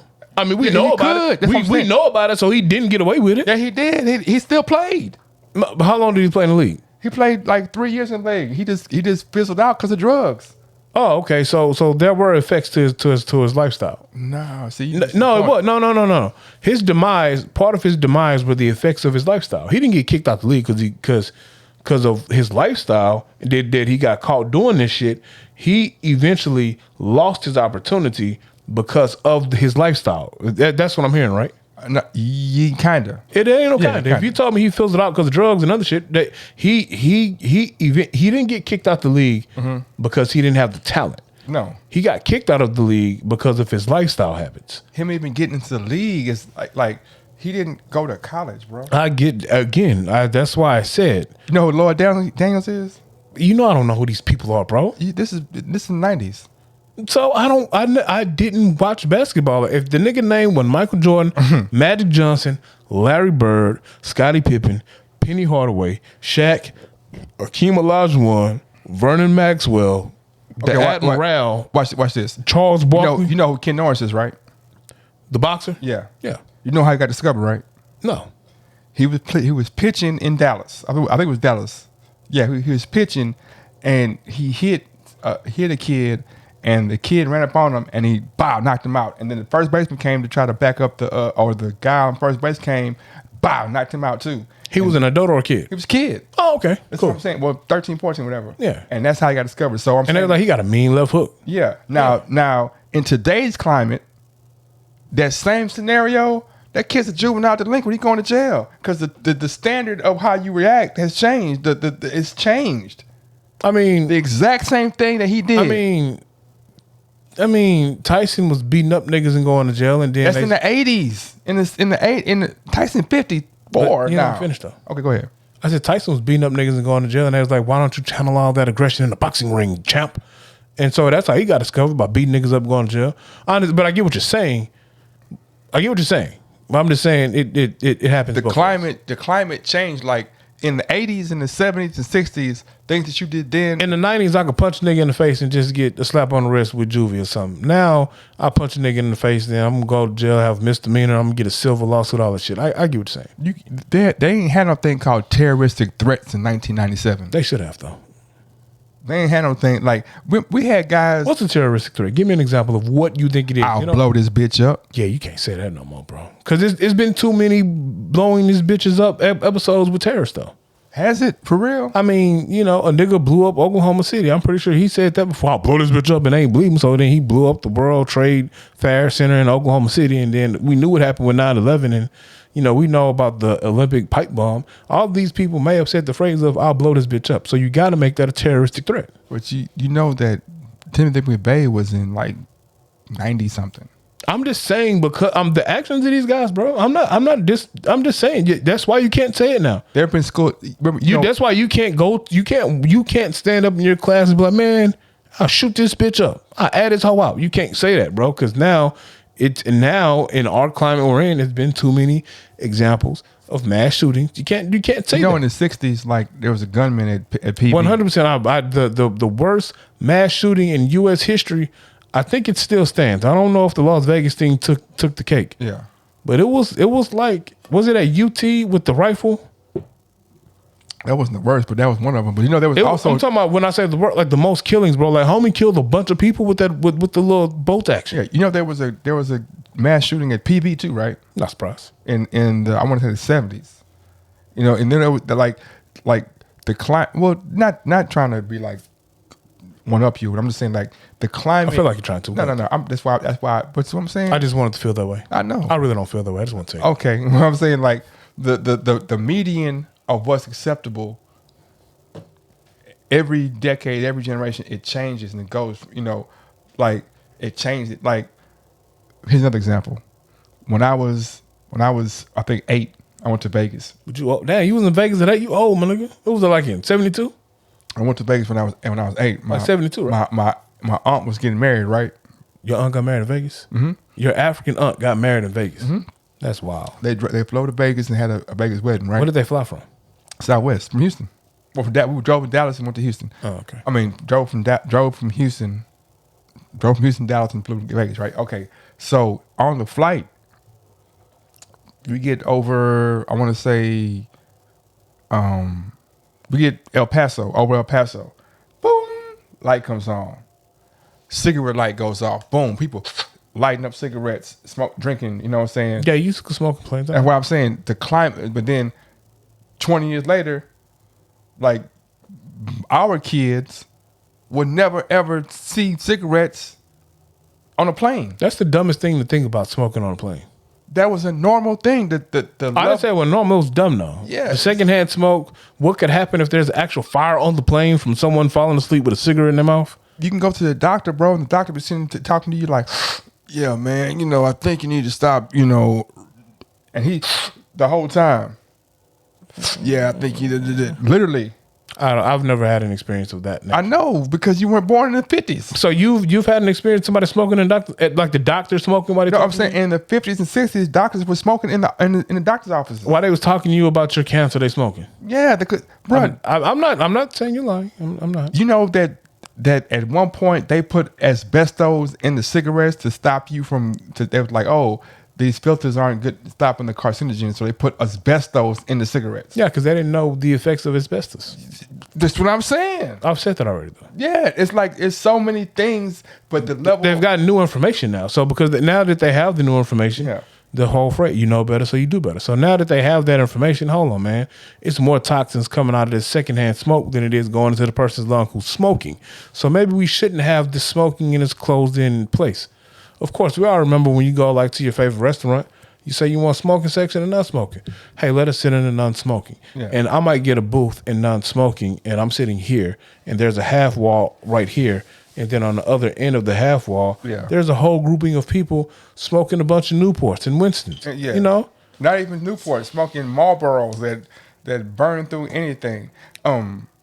Yeah, man. But so to take it back full circle, Shannon Sharpe is my hero, bro. I am a spot. Look, you asked me one day. You said what motivates me, right? Yeah.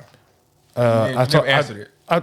You kind of answered it, but I didn't kind of answer it. I answered. I said I motivate myself. Yeah. I really felt some kind of way about that. You can feel however you want to feel about it. I motivate myself, though. I believe you. I am my own inspiration. Okay, man. But only when it comes to being a fashionable 50-plus-year-old. Yeah. Shannon Sharpe is my motivation. He ain't fashionable to me, though. Shit. So I looked at his whole fit because I follow Uncle Shay. Yeah. And I saw the timeline before the fight. And I looked, he had shoe surgeon ones on. I know how much those cost.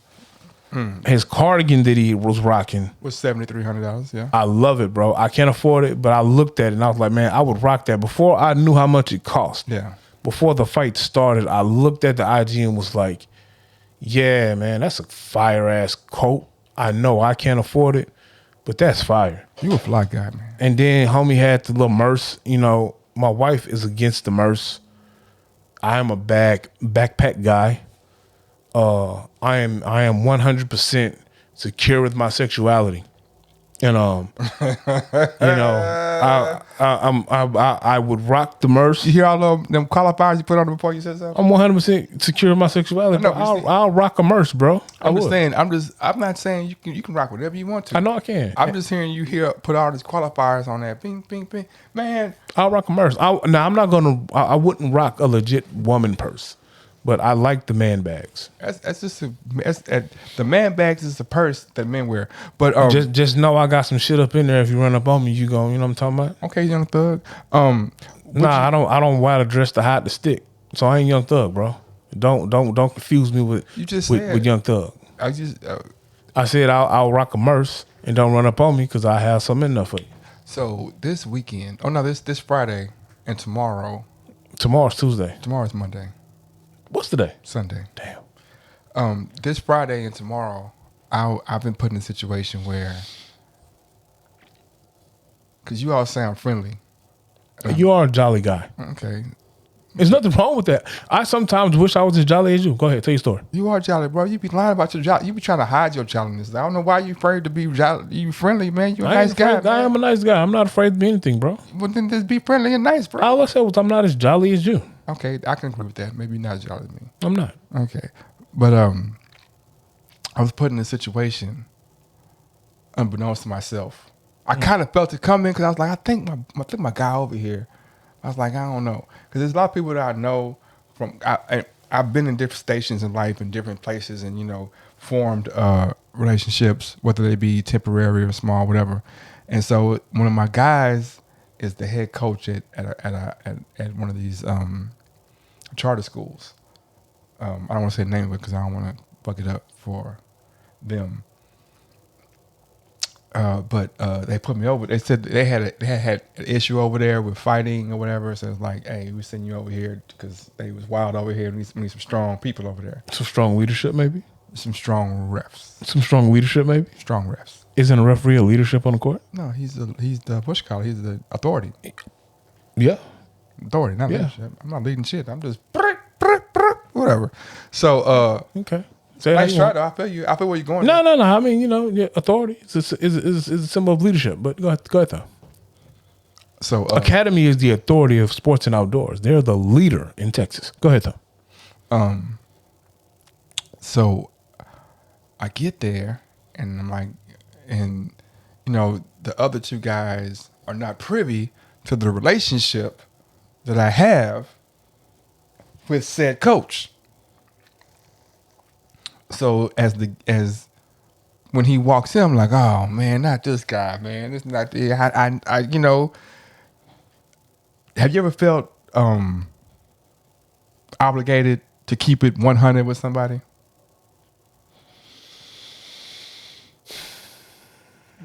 Like you always try to keep 100, but like some people are like, man, bruh, you know how we get down. Yeah. So I kind of feel like you're right. So I feel like, you know, if I'm in a place of business and I'm whatever it is I'm doing, and you walk in, I do feel obligated that even though I keep it 100 with everyone, I'm obligated to not have any funny business going on with you. I got to keep it all the way 100 right with you because you fam, and I'm not gonna screw over the fam. Now, to take it a step further, whatever kind of damn fool you think I am, I can't say where he from because people can pussy, but he is a goddamn fool. You know what I'm saying? He is a fool. So there's points in the game where he's telling me about the other refs, and he's like, and he gonna keep it. I'm gonna keep it a buck with him because he gonna keep it a buck with me. So he like, you gonna let this cornbread? He going off on him to me about the other ref, and I can't be like, nah, that's not true. Because I'm looking at him like, yeah, he is, man. You know. So he putting you in a bad spot with the other bro. So you not really. Nah, he keeping it in the buck. But you're the new guy coming in. So as you the new guy coming in, new guy. You're the new ref coming in this situation, right? No, the refs is whatever. But how long have you been reffing in this particular space? 4 years. No, so this was particular space with these refs, you've been reffing with them for 4 years. Well, the way that referees go, it's like you got crew. Like, okay, you have a chapter, right? And the chapter you can go wherever. I understand all. You know what I'm saying? So it's like, I've been in that league for 4 years.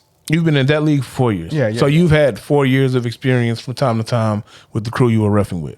Well, I know one guy.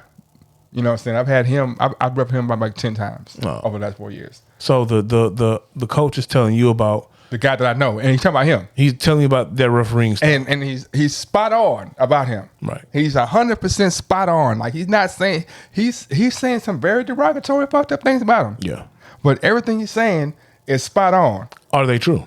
I said they're spot on. It's true as hell. So why you don't go to the ref like in between like intermissions, but hey man, look, you got to clean up your act, bro. It's not what it is.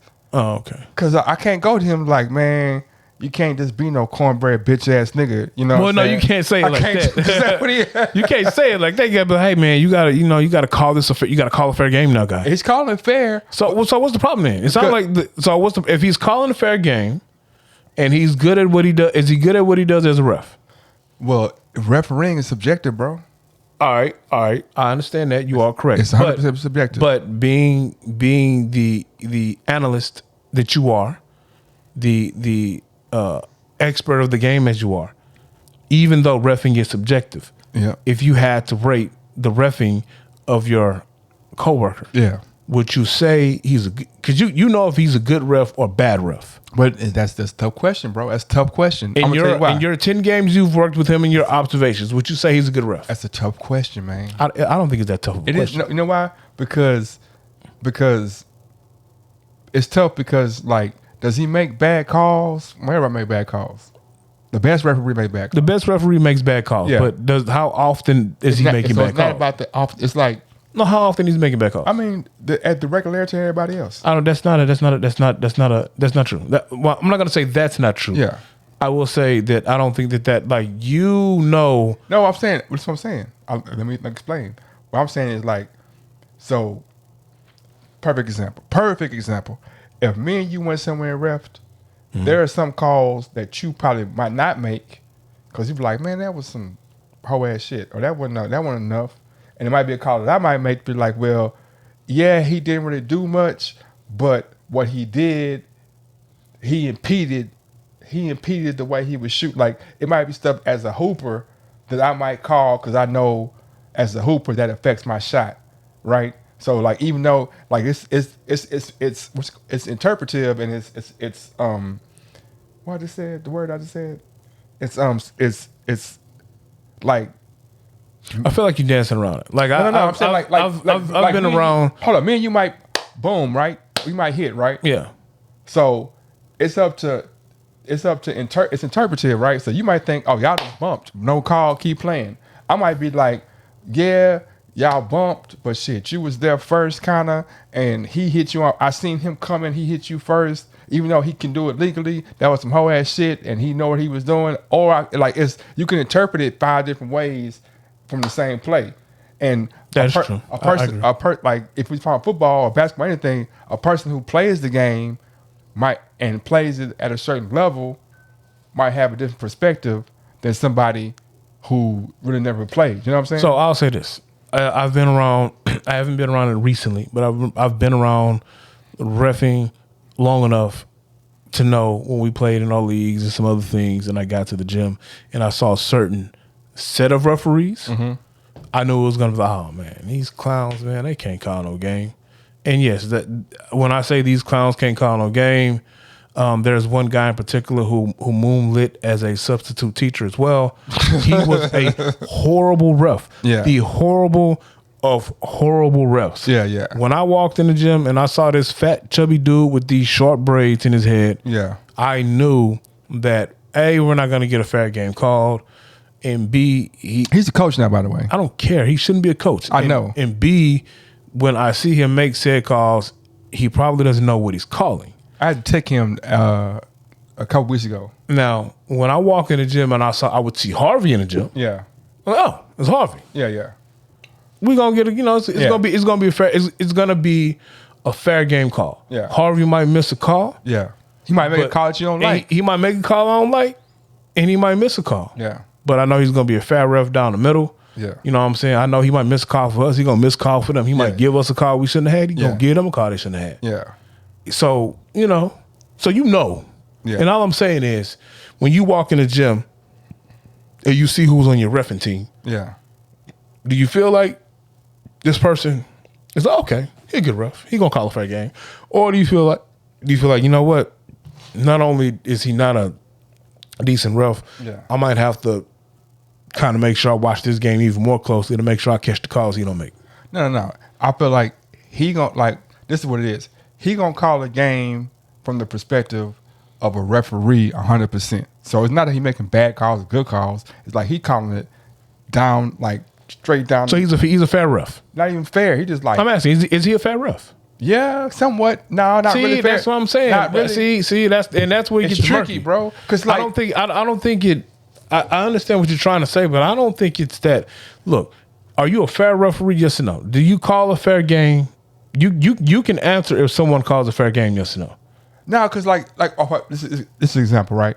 So it's like, okay, I go for a shot, I go for a layup, right? I swing for the block, I miss the block, hits you in the head, right? That's a foul, right? Is he calling it both ways? No, that's what I'm saying. That's a foul, right? If you're let me finish. I thought you was asking me a question. No, is it the foul, right? You're asking me a question. Yeah, it's foul. Okay, now I can't call it. I can't call it a technical foul because I hit you in the head. Okay, that's fine. But are you calling it a foul? That's what I'm saying. But I'm asking you, are you calling it a foul? But I could call it tech. No, time out. I'm asking you, are you just calling it a regular foul? I understand I could call it a tech. I'm asking you in said example, are you just calling it a regular foul? He calling it a tech. All right, cool. He's calling it a tech. Yeah. Let me ask you a question. Yeah. Is he calling it a tech both ways? But that's not going to happen. No, I'm asking you, is he calling it a tech? When it happens, is he calling it a tech both ways? It might not happen but one time. But okay, I understand. It might not happen but one time. So I don't know if he called it both ways. Well, okay, I don't. Then I'm at a loss because my whole thing is. But I ain't got to call. But what I'm saying is, listen, what I'm saying. What I'm saying is, you clearly see that what I was doing wasn't malicious. You're going by textbook. You're going by the rule of the hand. Like if he hits the head a little bit, that's technical. That's a flagrant foul. Technical. Like you ain't, man. He wasn't trying to hurt that. As long as he calls it that way both ways, then well, let me finish. Yeah. As long as he calls it that way both ways, I feel like he's a ref calling a fair game. Now, you can argue like, come on, ref. I get that you're calling the game by the letter of the law, but that wasn't a malicious hit. Yeah. I get that you can tell him that. And his response is going to be, well, by the letter of the law, he hit him on the top of the head. It's a flagrant one or whatever it is. Yeah. As long as he's calling it both ways down the middle, I feel like that's a fair ref. Now, if you ask me, do I think he's a good ref? I'd be like, well, come on, ref. You know that wasn't a malicious play. They were just playing the ball, and the guy got tapped on the head. You got to be able to discern or decipher regular contact foul or excessive contact foul. But that's not his job, though.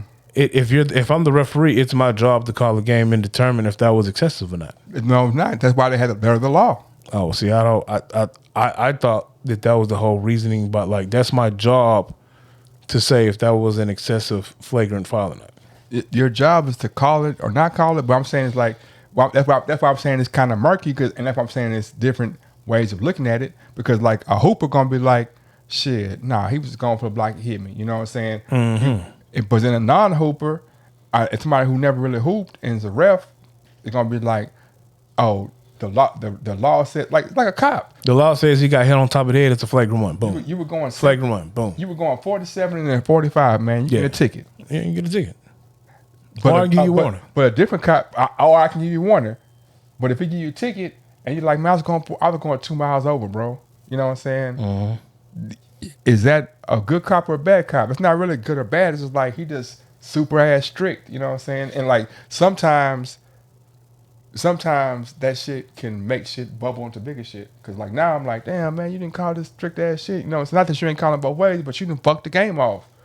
He ain't fucked the game off. He just called the game. He called the game to the letter of the law, I guess. But I'm saying you've made like we're playing like both teams are playing a certain way.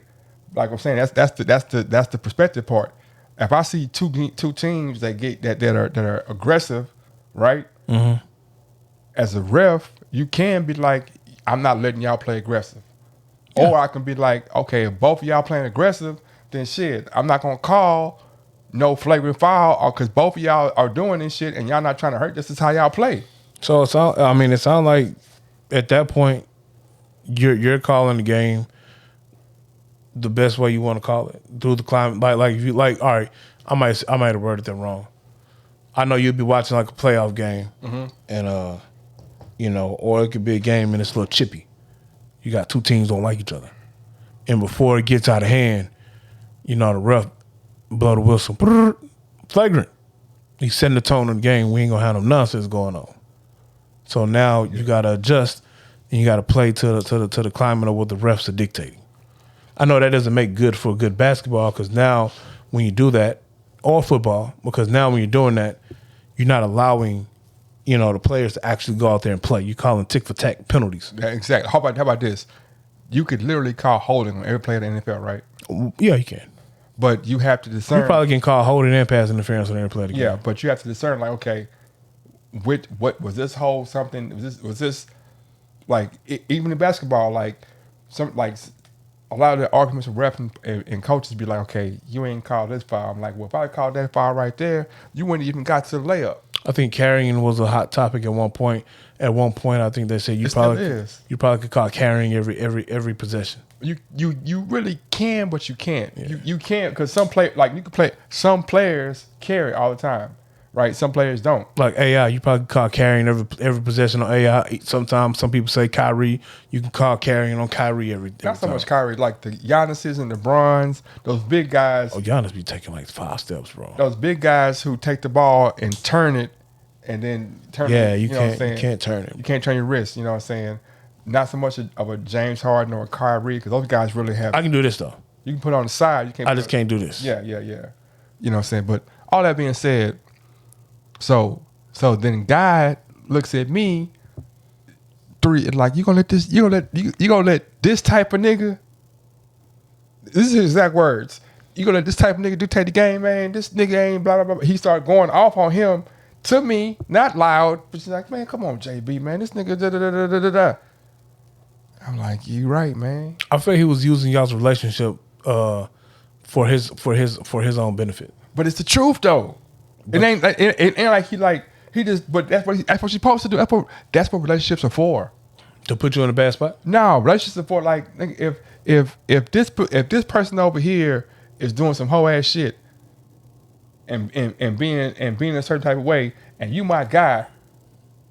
I'm gonna tell you, hey man, come on, bro. Man, don't let him do that to me, man. That's you, bro. We gotta let you so fuck with me. I fuck with you. You the police, and you got a new partner, and your new partner pulled me over. Yeah. And you get to the car, and I got a little bit of weed on me in an open container, and he's reading the letter of the law, and he's getting ready to put me in cuffs. I'm like, man, come on, bro. And I say, hey, don't let this old corny ass nigga take me to jail over, a little bit of weed and an open Hennessy bottle. I'm gonna be like, I'm gonna be like, you right, bro. I'm gonna be like, you right, man. I'm gonna be like, man, hey, come on, man. This is like, we got bigger fish to fry, man. We got bigger. Like this right here is just being an asshole to be an asshole. Now, what happens if he lets me go? Because you asked him to let me go, and I'm partially under the influence, and I go out there and have a wreck and I kill 2 people. Well, how would you feel? How would your conscience be? Knowing that you could have pulled me off the streets for bullshit slap on the wrist and a night in jail and could have saved 2 lives. How would you feel? How would I feel? And I feel like that probably was far extreme, but I'm just asking. That's what I'm saying. You making these scenarios that is like, why it was gonna come full circle. It was gonna come full circle because in the same vein. Okay, well, I'm not gonna call the tech or the flagrant whatever, and both teams are playing chippy, and as we get to the fourth quarter, I'm not saying it's no chippy. I'm just using that example. I'm not saying this exact example. Yeah. From what I hear, honestly, I just feel like your partner, who was the coach, wanted the game called a certain way, and your coworker or your co-ref, wasn't calling the game the way he wanted it. So he kind of leveraged his relationship with you to sway the game to be called how he wanted it called. No, I feel like he was like. I'm telling you, that's what he did to you. No, I'm saying if it was that, I would know. Like if he's saying he called the game this way, I'd be like, shit, that's how that man see it. I can't say that's what I say when somebody questions me about what somebody else does in any aspect of life. That's how that man. Well, that's what he did though. He didn't question it. What he said was, "Hey man," and I'm paraphrasing, but it sounded like he said, "Man, you gonna let this dude call this game this way?" Sound like that's what he said. That's what he said. So in reality, called the game that way. He's questioning the way that the other ref is calling the game, and he wants you to rectify it. But he's telling me like, man, like if us as hoopers. People who hooped and he hooped at a high level, hooped at a high level. And this is a high level game right here. And it's some hooping going on. Ain't nobody tripping. Ain't no chipping this. The players ain't tripping. Nobody tripping. Right? Ain't no angst. Even though it was angst before, in this situation, there's no angst. Right? So he like, man, these kids is hooping. They having an experience. They going through something together. And he is making this shit some other shit. He's injecting the way he feel about it. See, I don't know what any of that means per se. Okay, let's talk about football. No. Football. Let's go football. No, you can tell me in football terms. All I'm gonna say is this. You don't get it in football? I get what you're saying. All I'm gonna say is this. I feel like if it's me, if I truly have that big of an issue with the way that ref in particular has called games in the present and the past. We're talking about present. This present. Don't add Anthony. This is right now. Well, but he has an experience in the past with him as well. Right? I don't know. Well, you just told me he was telling you about how the guys call him game, right? It's about this game right now. All right. If I have that big of an issue after the game, I'll report it. I will talk to you about it, or I will go to whoever is in charge of said league. He probably did. But I feel like if I'm telling you, if I'm him and I'm saying what I'm saying that he said to you mid game, it's because he's trying to get you to change the way the game is being called. Then, so let's say let's say I'm your ref and you're the coach. Yeah, and it's a football game. Yeah, I done called three holds in the first quarter. Yeah, only on me though. Yeah, no, I didn't call. Both ways. I didn't call three holds both ways. Right? I mean, okay. You ain't gonna be like, come on, bro. They hold every like you making this game. You dictate. You are changing the game by what you calling. Oh, as a coach, I'm not saying that I wouldn't say that to the referee staff as a whole. Now, hold up. I ain't called three holds. He called three holds. I don't care. It's three of us out here. I don't care who called them. That's what I'm saying. It's three of us out here. And out of three of us, one dude didn't call three holds in the first quarter. I don't care who called them. If it's me mid switching quarters, I'm gonna walk out on the field and I'm gonna hit that ref huddle and I'm gonna express to the entire ref huddle how I feel about the bullshit that's called. And you a bad coach then. I guess that's why I ain't no coach. That's what I'm saying. Because instead of you going to one of the coaches and saying, "Hey man, I wanted the refs," like you done seen, because refs rotate or whatever. Yeah. Right? You done seen one person call something one way and the other two ain't called this shit like this.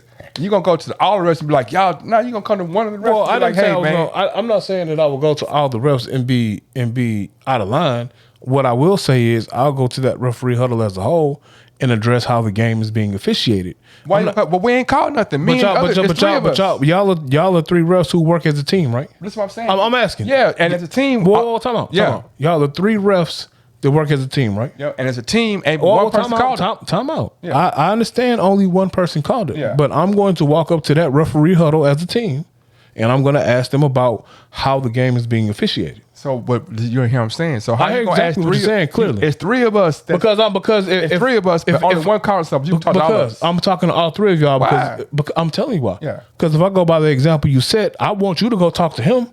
I'm not. If I go by the example you gave me. Yeah. If I'm him, being the coach, why would I address you? Let me finish. Go ahead. Why would I address you? You ain't making the bad calls. Exactly. If I go by the logic that what you just said, then he a bad coach for addressing you. He should have went and addressed the ref who was making the bad calls. No, I'm not. Listen, if I'm a coach, and I've coached once or twice. If I'm a coach and there's three refs out there, and one ref call it one way, he call it one way. He's already displayed to me how he gonna call a game. Yeah. So now I'm looking at the other refs during the game and seeing how they call a game. So if these other two refs is calling it one way, I'm gonna be like, "Hey, what's up with your partner, man?"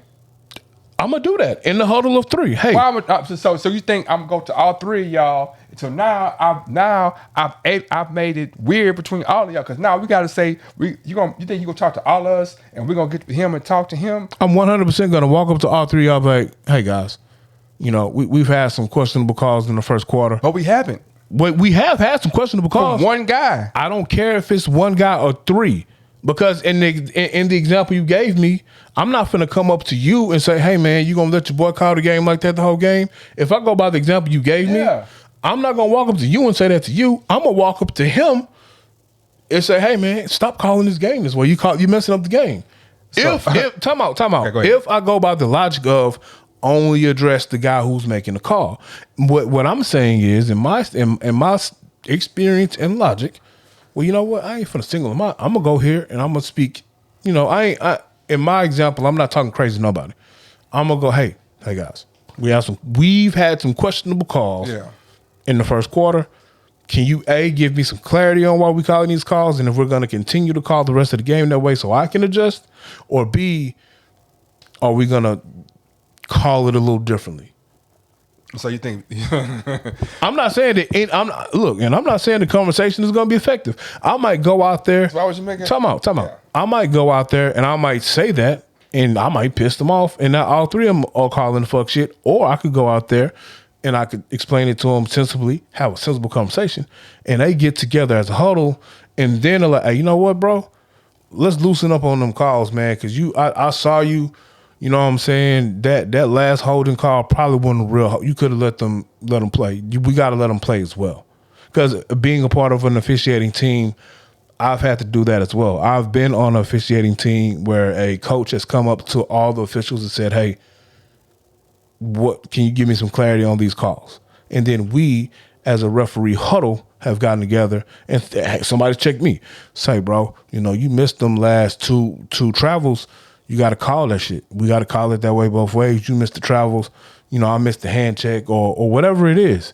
Well, and then you talking about missing calls though.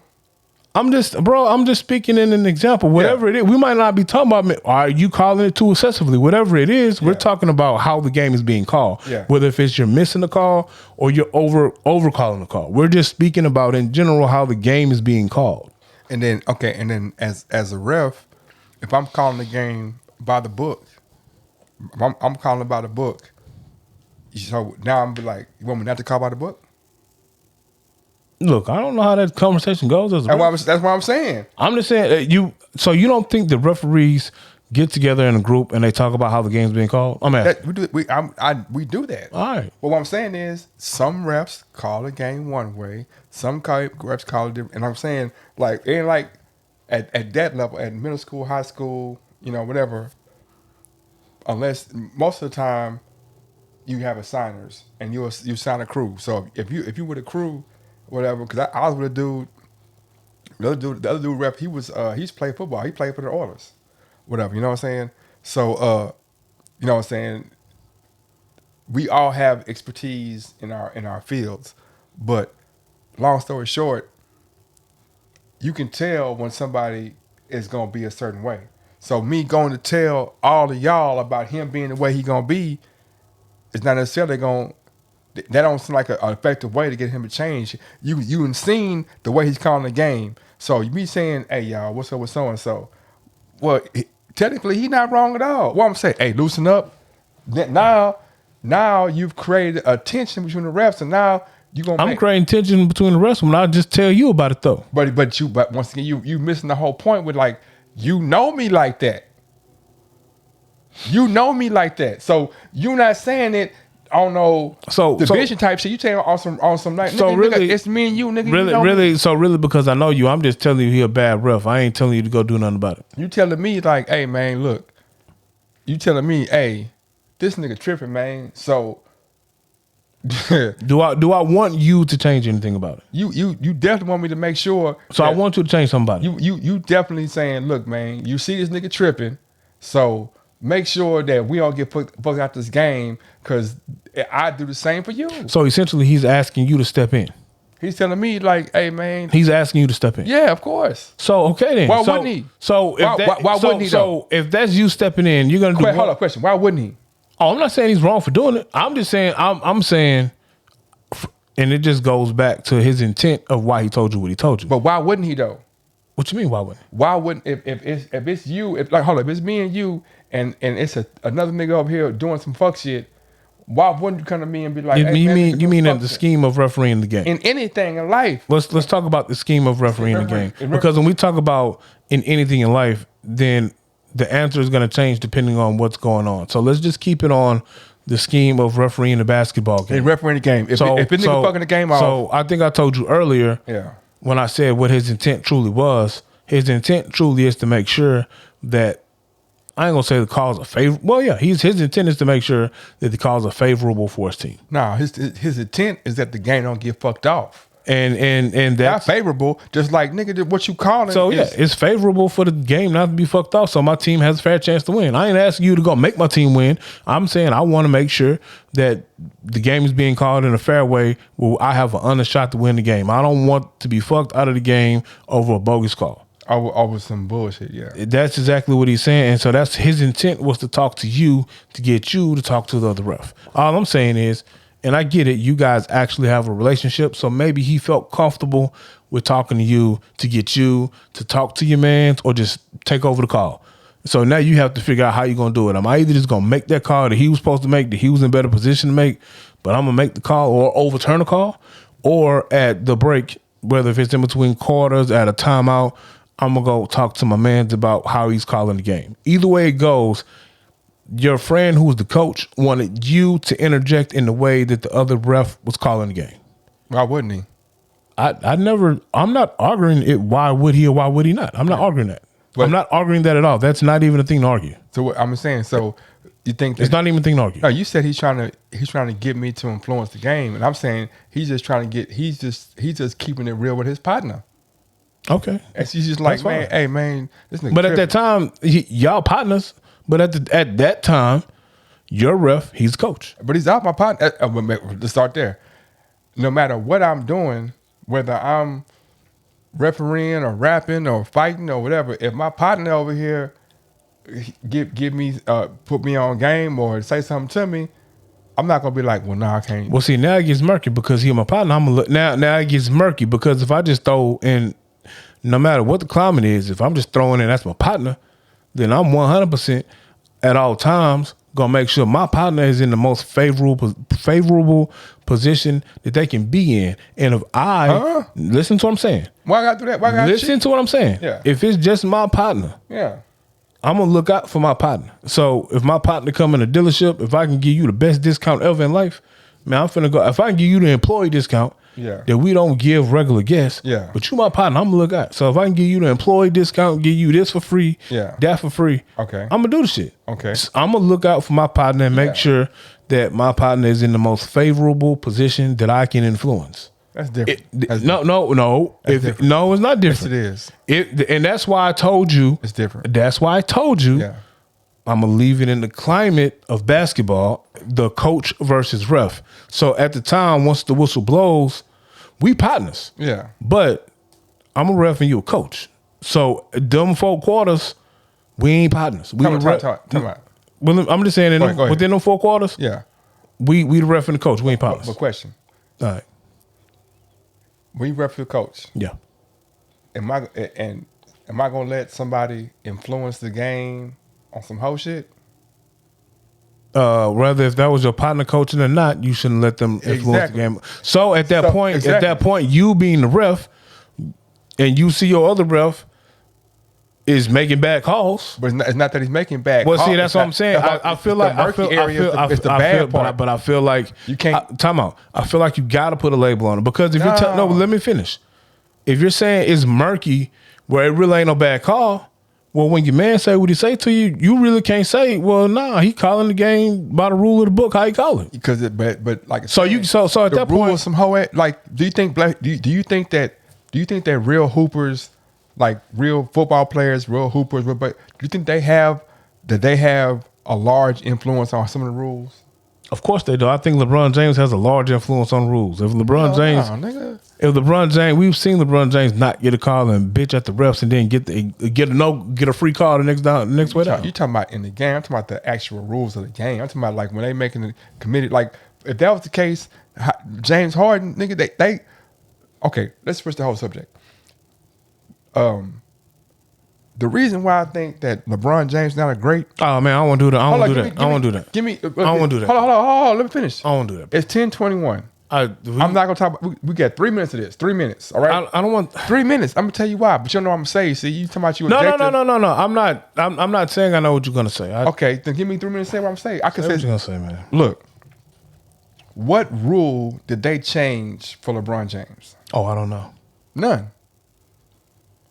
I'm not saying that they changed the rule for LeBron. We've seen LeBron James in games. No, but okay, Time out. Keep going. We saw LeBron James in games, and it's not only LeBron James. We've seen great players, superstar caliber players in games, not get a call, bark at the ref, and then the next possession, all of a sudden they get the next 3 calls, and we don't know where they came from. We've seen that before. Okay, boy, I'm talking about them niggas is like, hey, man, you know what, man? No more dunking, man. No more dunking.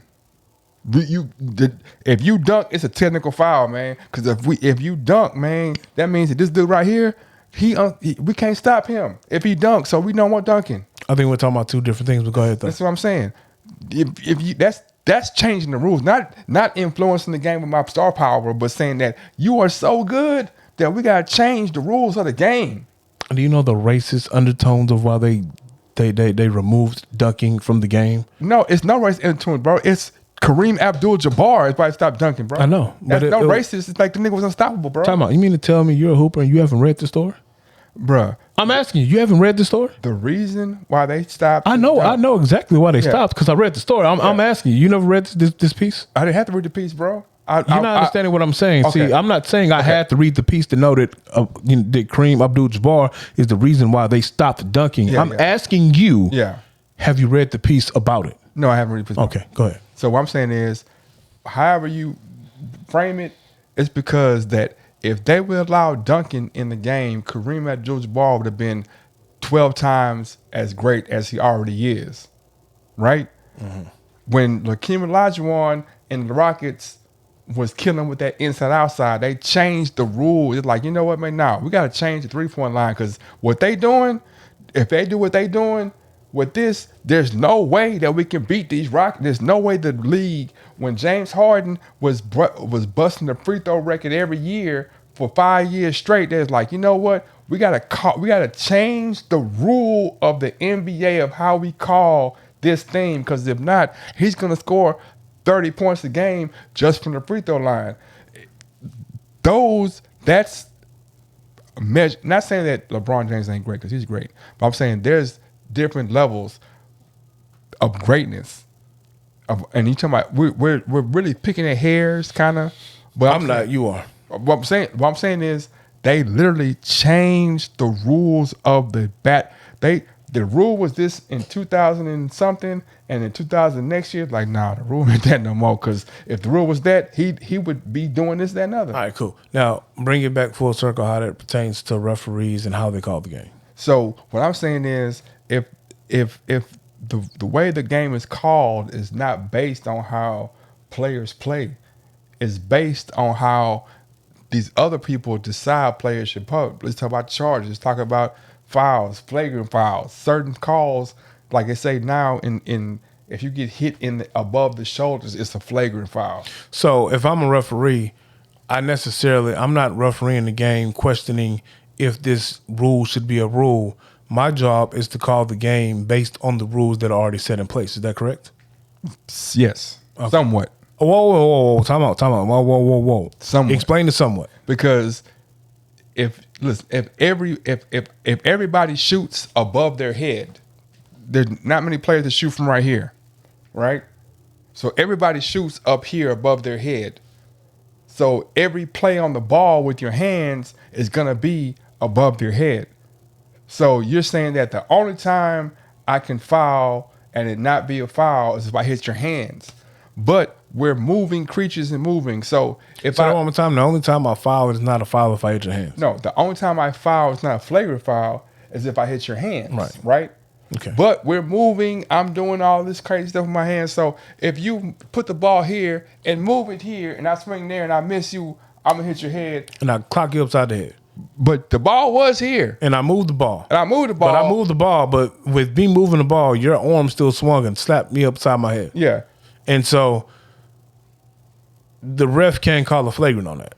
Yes, he can't call flagrant. He can call flagrant because that's the letter of the law. He can call flagrant. But the actuality is you baited me to swing at the ball because you put the ball here. Doesn't matter. It literally matters. Doesn't matter. So let me ask you a question. Yeah. Do you think you should call a flagrant or not? Depends on the play. So give me an example. Give me 2 examples. Give me one example of I'm not calling the foul of how it happened, and then give me an example of when I do call the flagrant foul. All right, the example of not calling it is if I throw a pump fake and you fly by and you're reaching for the ball and you move the ball away from I had the ball with my face and I'm swinging for the ball, you move and hit him in the face. I'm not calling it flagrant. All right. Now, if I'm going for the shot and you just come full speed and rack me over the face on purpose, or you don't make a play on the ball, because the rules doesn't say about making a play on the ball. The rule says if you get hit above the shoulders. Yeah. So there's interpretation in there but like I said, in the same breath, everybody in the NBA, high school, middle school is shooting above you're not shooting from here. So let me ask you a question. Shooting above your shoulders. Do you think the coach that was upset because the guy was calling him the calls through his interpretation and he felt like he was a trash ref, do you feel like there could also be a coach on another side that, maybe a ref like you who's not calling those calls all the way that way could say, you know what, he's a trash ref because if you get hit across the face, that should be a flagrant. Do you think that could be something too? I'm asking. No, what I'm saying is that. No, I know. I'm not asking what you're saying. I'm asking, do you think that could be a thing? Nigga, anything could be a thing. No, Bug. You know what I'm Bug, JB, time out. I gave you a clear example and you know what I'm saying. What you saying? Do I think that there's somebody who think that he's not bad? No. I'm asking. I'm trying to understand. Never mind, bro. I'm trying to understand what you're saying. All right. So what is the whole? What was your guy's whole beef with this ref? It was the fact that he felt like he was calling the game in a way that wouldn't allow the kids to play, right? He was calling the game as if he was calling the game from the perspective of somebody who didn't understand the ebb and flow of a basketball game. But it sounds like this guy was calling the game by the letter of the law. He was and you can be a referee and not know how the ebb and I'm flow. not. I get that. So yeah. I'm asking you. Let's say if you're a referee who is not calling the game by the letter of the law, but you're calling it by the ebbs and the flows of the game. Yeah. Do you think that there could be a coach that wouldn't like that and would think that, hey man, this guy don't know what he's doing? Are you gonna let this guy call this game no way? Do you think it could go both ways?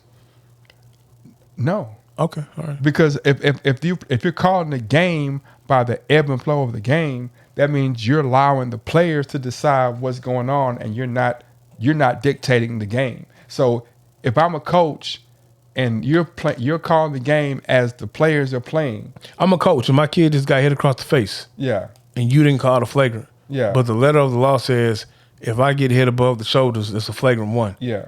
And I run out on the court, not in a crazy way, but yeah. I come out on the court and say, hey man, yeah. that was a flagrant. You gonna call it next time? And then I would say to you, coach, he was making a play on the ball and your player moved the ball away. It doesn't matter. It doesn't matter. The rules don't say if the ball was moved away. The rules say if you get hit above the shoulders, it's a flagrant. He got hit above the shoulders, it's a flagrant. Can you please make that call next time? And then I would say coach, I'm going to call the game according to how the game is being played. Cool. Yeah. Now what happens when your man feels the way he felt and that ref tells him that exact same phrase? Because to me it sounds like that exact same phrase you just told me. Yeah. That ref could have told that coach that and it applied as well. I'm saying can it apply? That's what I'm saying. I've said it. I said it before. I said, if I ask you, do you think the people who making the rules are players, or you think it's people who didn't play? Or because I can make a rule. Perfect. Hold. We can end the part of this right here. Do you think it's a fair rule that you can't leave the bench when there's a skirmish? Yeah. Now let me tell you how idiotic that is. I'm gonna tell you, but I have a reason why I said yeah though. Yeah, but I'm gonna tell you how not for you, but somebody how idiotic that rule is. So the person, it could be a guy in front of you getting pummeled, and you got to sit there and just watch it. Literally, your teammate could be right in front of you. The person that you've been with for the last 3 years, 4 years, 8 years, 10 years, whatever. Mm-hmm. This guy could be best friend with your wife, and your kids right in front of you, 2 feet, and you got to sit there and watch it. Oh, I didn't say I was. I didn't. But I understand. But I'm asking you. I told you I answered the question. I understand why the rule is that. So yes, I understand. Yes, I understand why. I understand why the rule is in place. So I'll tell you. Yes, I didn't ask you that question. I answered the question you asked. I didn't ask you that question. No, I answered the original question. What was the question? What was the You answer? asked me, do I think it's a fair rule if you can leave the bench during a scrimmage? That's what you asked me. Yeah. And I answered the question. I said yeah. Yeah. So question. I'm gonna let you cook. That's what I'm gonna say. So I could be coming off the bench to break it up. Yeah, you could be. But even me breaking it up, I'm still fined as if I came on the foul. Yeah. Think that's a fair and smart rule, or even logical rule? Yeah, I think it's a fair rule. I don't think it's going to be followed. I understand why someone would clear the bench when they see their teammate in a scrimmage, but I do understand why the rule is in place. So I will say, yes, the rule is a fair rule. Okay, tell me why you think it's fair. I think the rule is a fair rule because the whole purpose is to control the temperature of the game, make sure no other players get involved or get hurt. Prime example.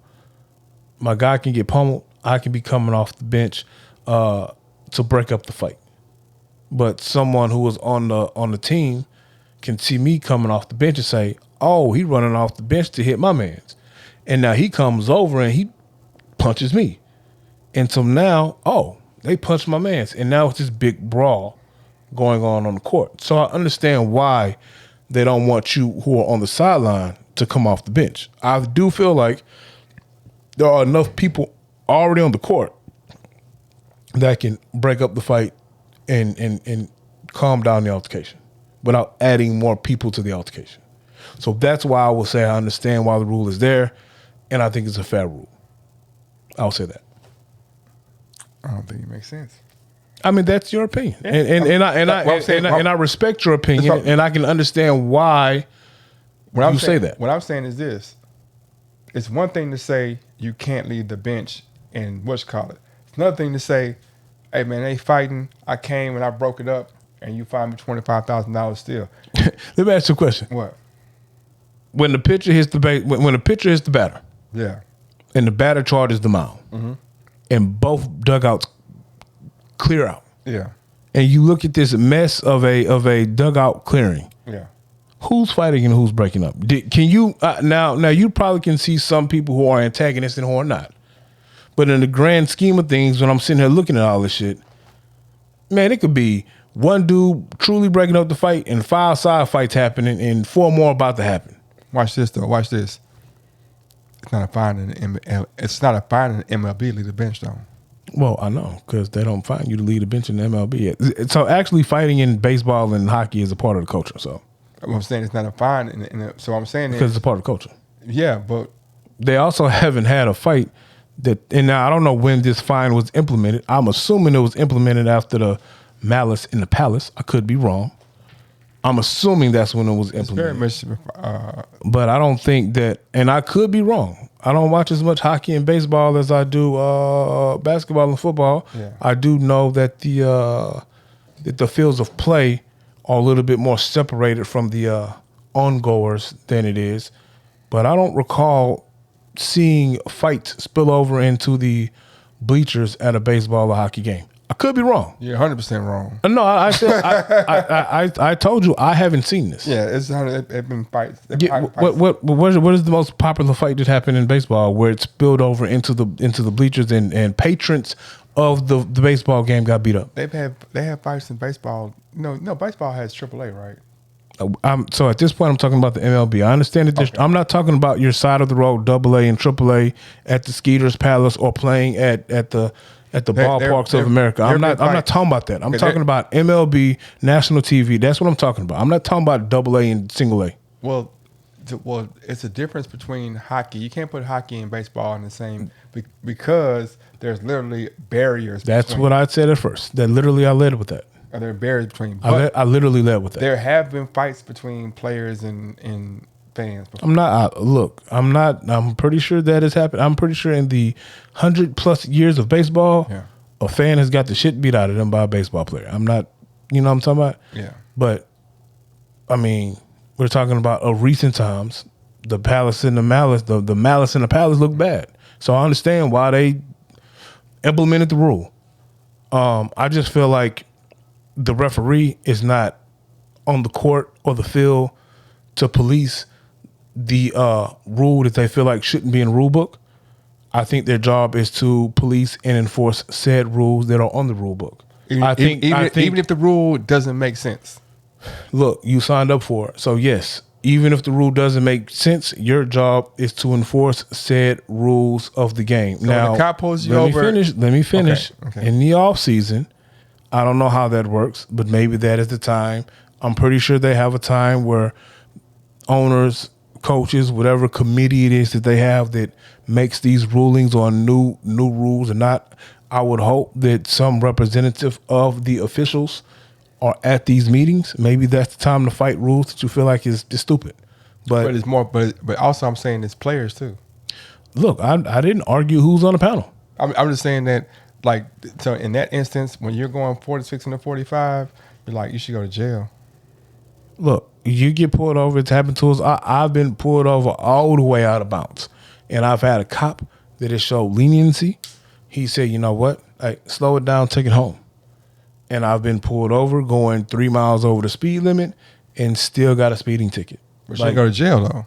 Well, because I didn't do anything that warranted me to go to jail. I'm not talking no more. But Boogie, me calling the correct call of a flagrant foul isn't the same as warranting me to go to jail. You can go. Why not? It's the same thing. Bro. It's not the same thing. Okay, well, it's not the same thing. It's how you feel. That's not how I feel.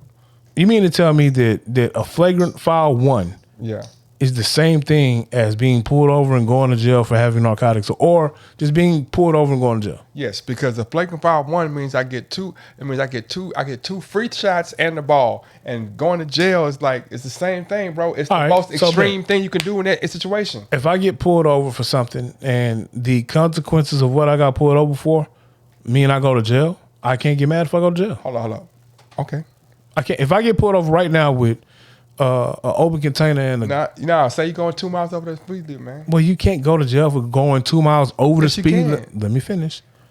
I can't go to jail for going 2 miles over the speed limit unless I'm in violation of some other things as well. No, I'm saying that I'm saying that the most extreme thing that can happen, because I can also, a flagrant 2, I can put you out the game. So I can say, okay, this is a flagrant, you got hit on top of the head, it's a flagrant 2, you out the game. That's the most extreme thing that can happen to get thrown out the game. So going 2 miles over the speed limit, the most extreme thing that can happen, go to jail. That's equivalent. Why would I go to jail for going 2 miles over the speed limit? I'm just asking. Why would I get out the game for hitting top of the head? Time out. Because no, don't do that. Why would I go to jail? Because in the flagrant 1 or 2. You hear me? Keep going. In the flagrant 1 or 2. Yeah. The rules spell out the conditions of what it is and what could happen, correct? So it ain't like if you get this flagrant 2, you could get kicked out of the game. Yeah, you could. No, let me finish. It's not like if the flagrant 2 was here, you could get kicked out. From my understanding, the interpretation is if it's a flagrant 2, you are kicked out, right? Oh, you could be kicked out. No. I thought a certain flagrant foul carries the automatic you're out the game. Prime example. Freeze. No, freeze. I'm telling you. I'm telling you. I'm not freezing. In college football, I saw the play. The letter of the law was if it's a helmet to helmet, whatever it was on a defenseless receiver or player, it's automatic. You get kicked out the game. But you let me finish. But you interpret. Let me finish. But you tell me. Let me finish. Go ahead. They said call on a defensive back. Yeah. And they kicked him out the game. But it's interpretation. But I'm gonna tell you, no, it wasn't interpretation. It is. All right, you got a book. It's interpretation because you're saying that when I call it, I call it as this. I could be like, nah, it wasn't what you call it. Or I'm telling you what I saw. I can interpret it as an accident. I can interpret it as purposely. I'm interpreting what I saw.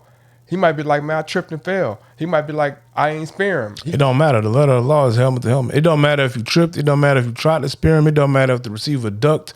And that's when the helmet to helmet happened. If it's they called it by the letter of the law, helmet to helmet on a defenseless receiver. It don't matter if you're making a play on the ball. And it was a flagrant foul. I mean, it was whatever that call. It's not flagrant, but it was whatever it was. They called it. They kicked him out the game. I got to urinate.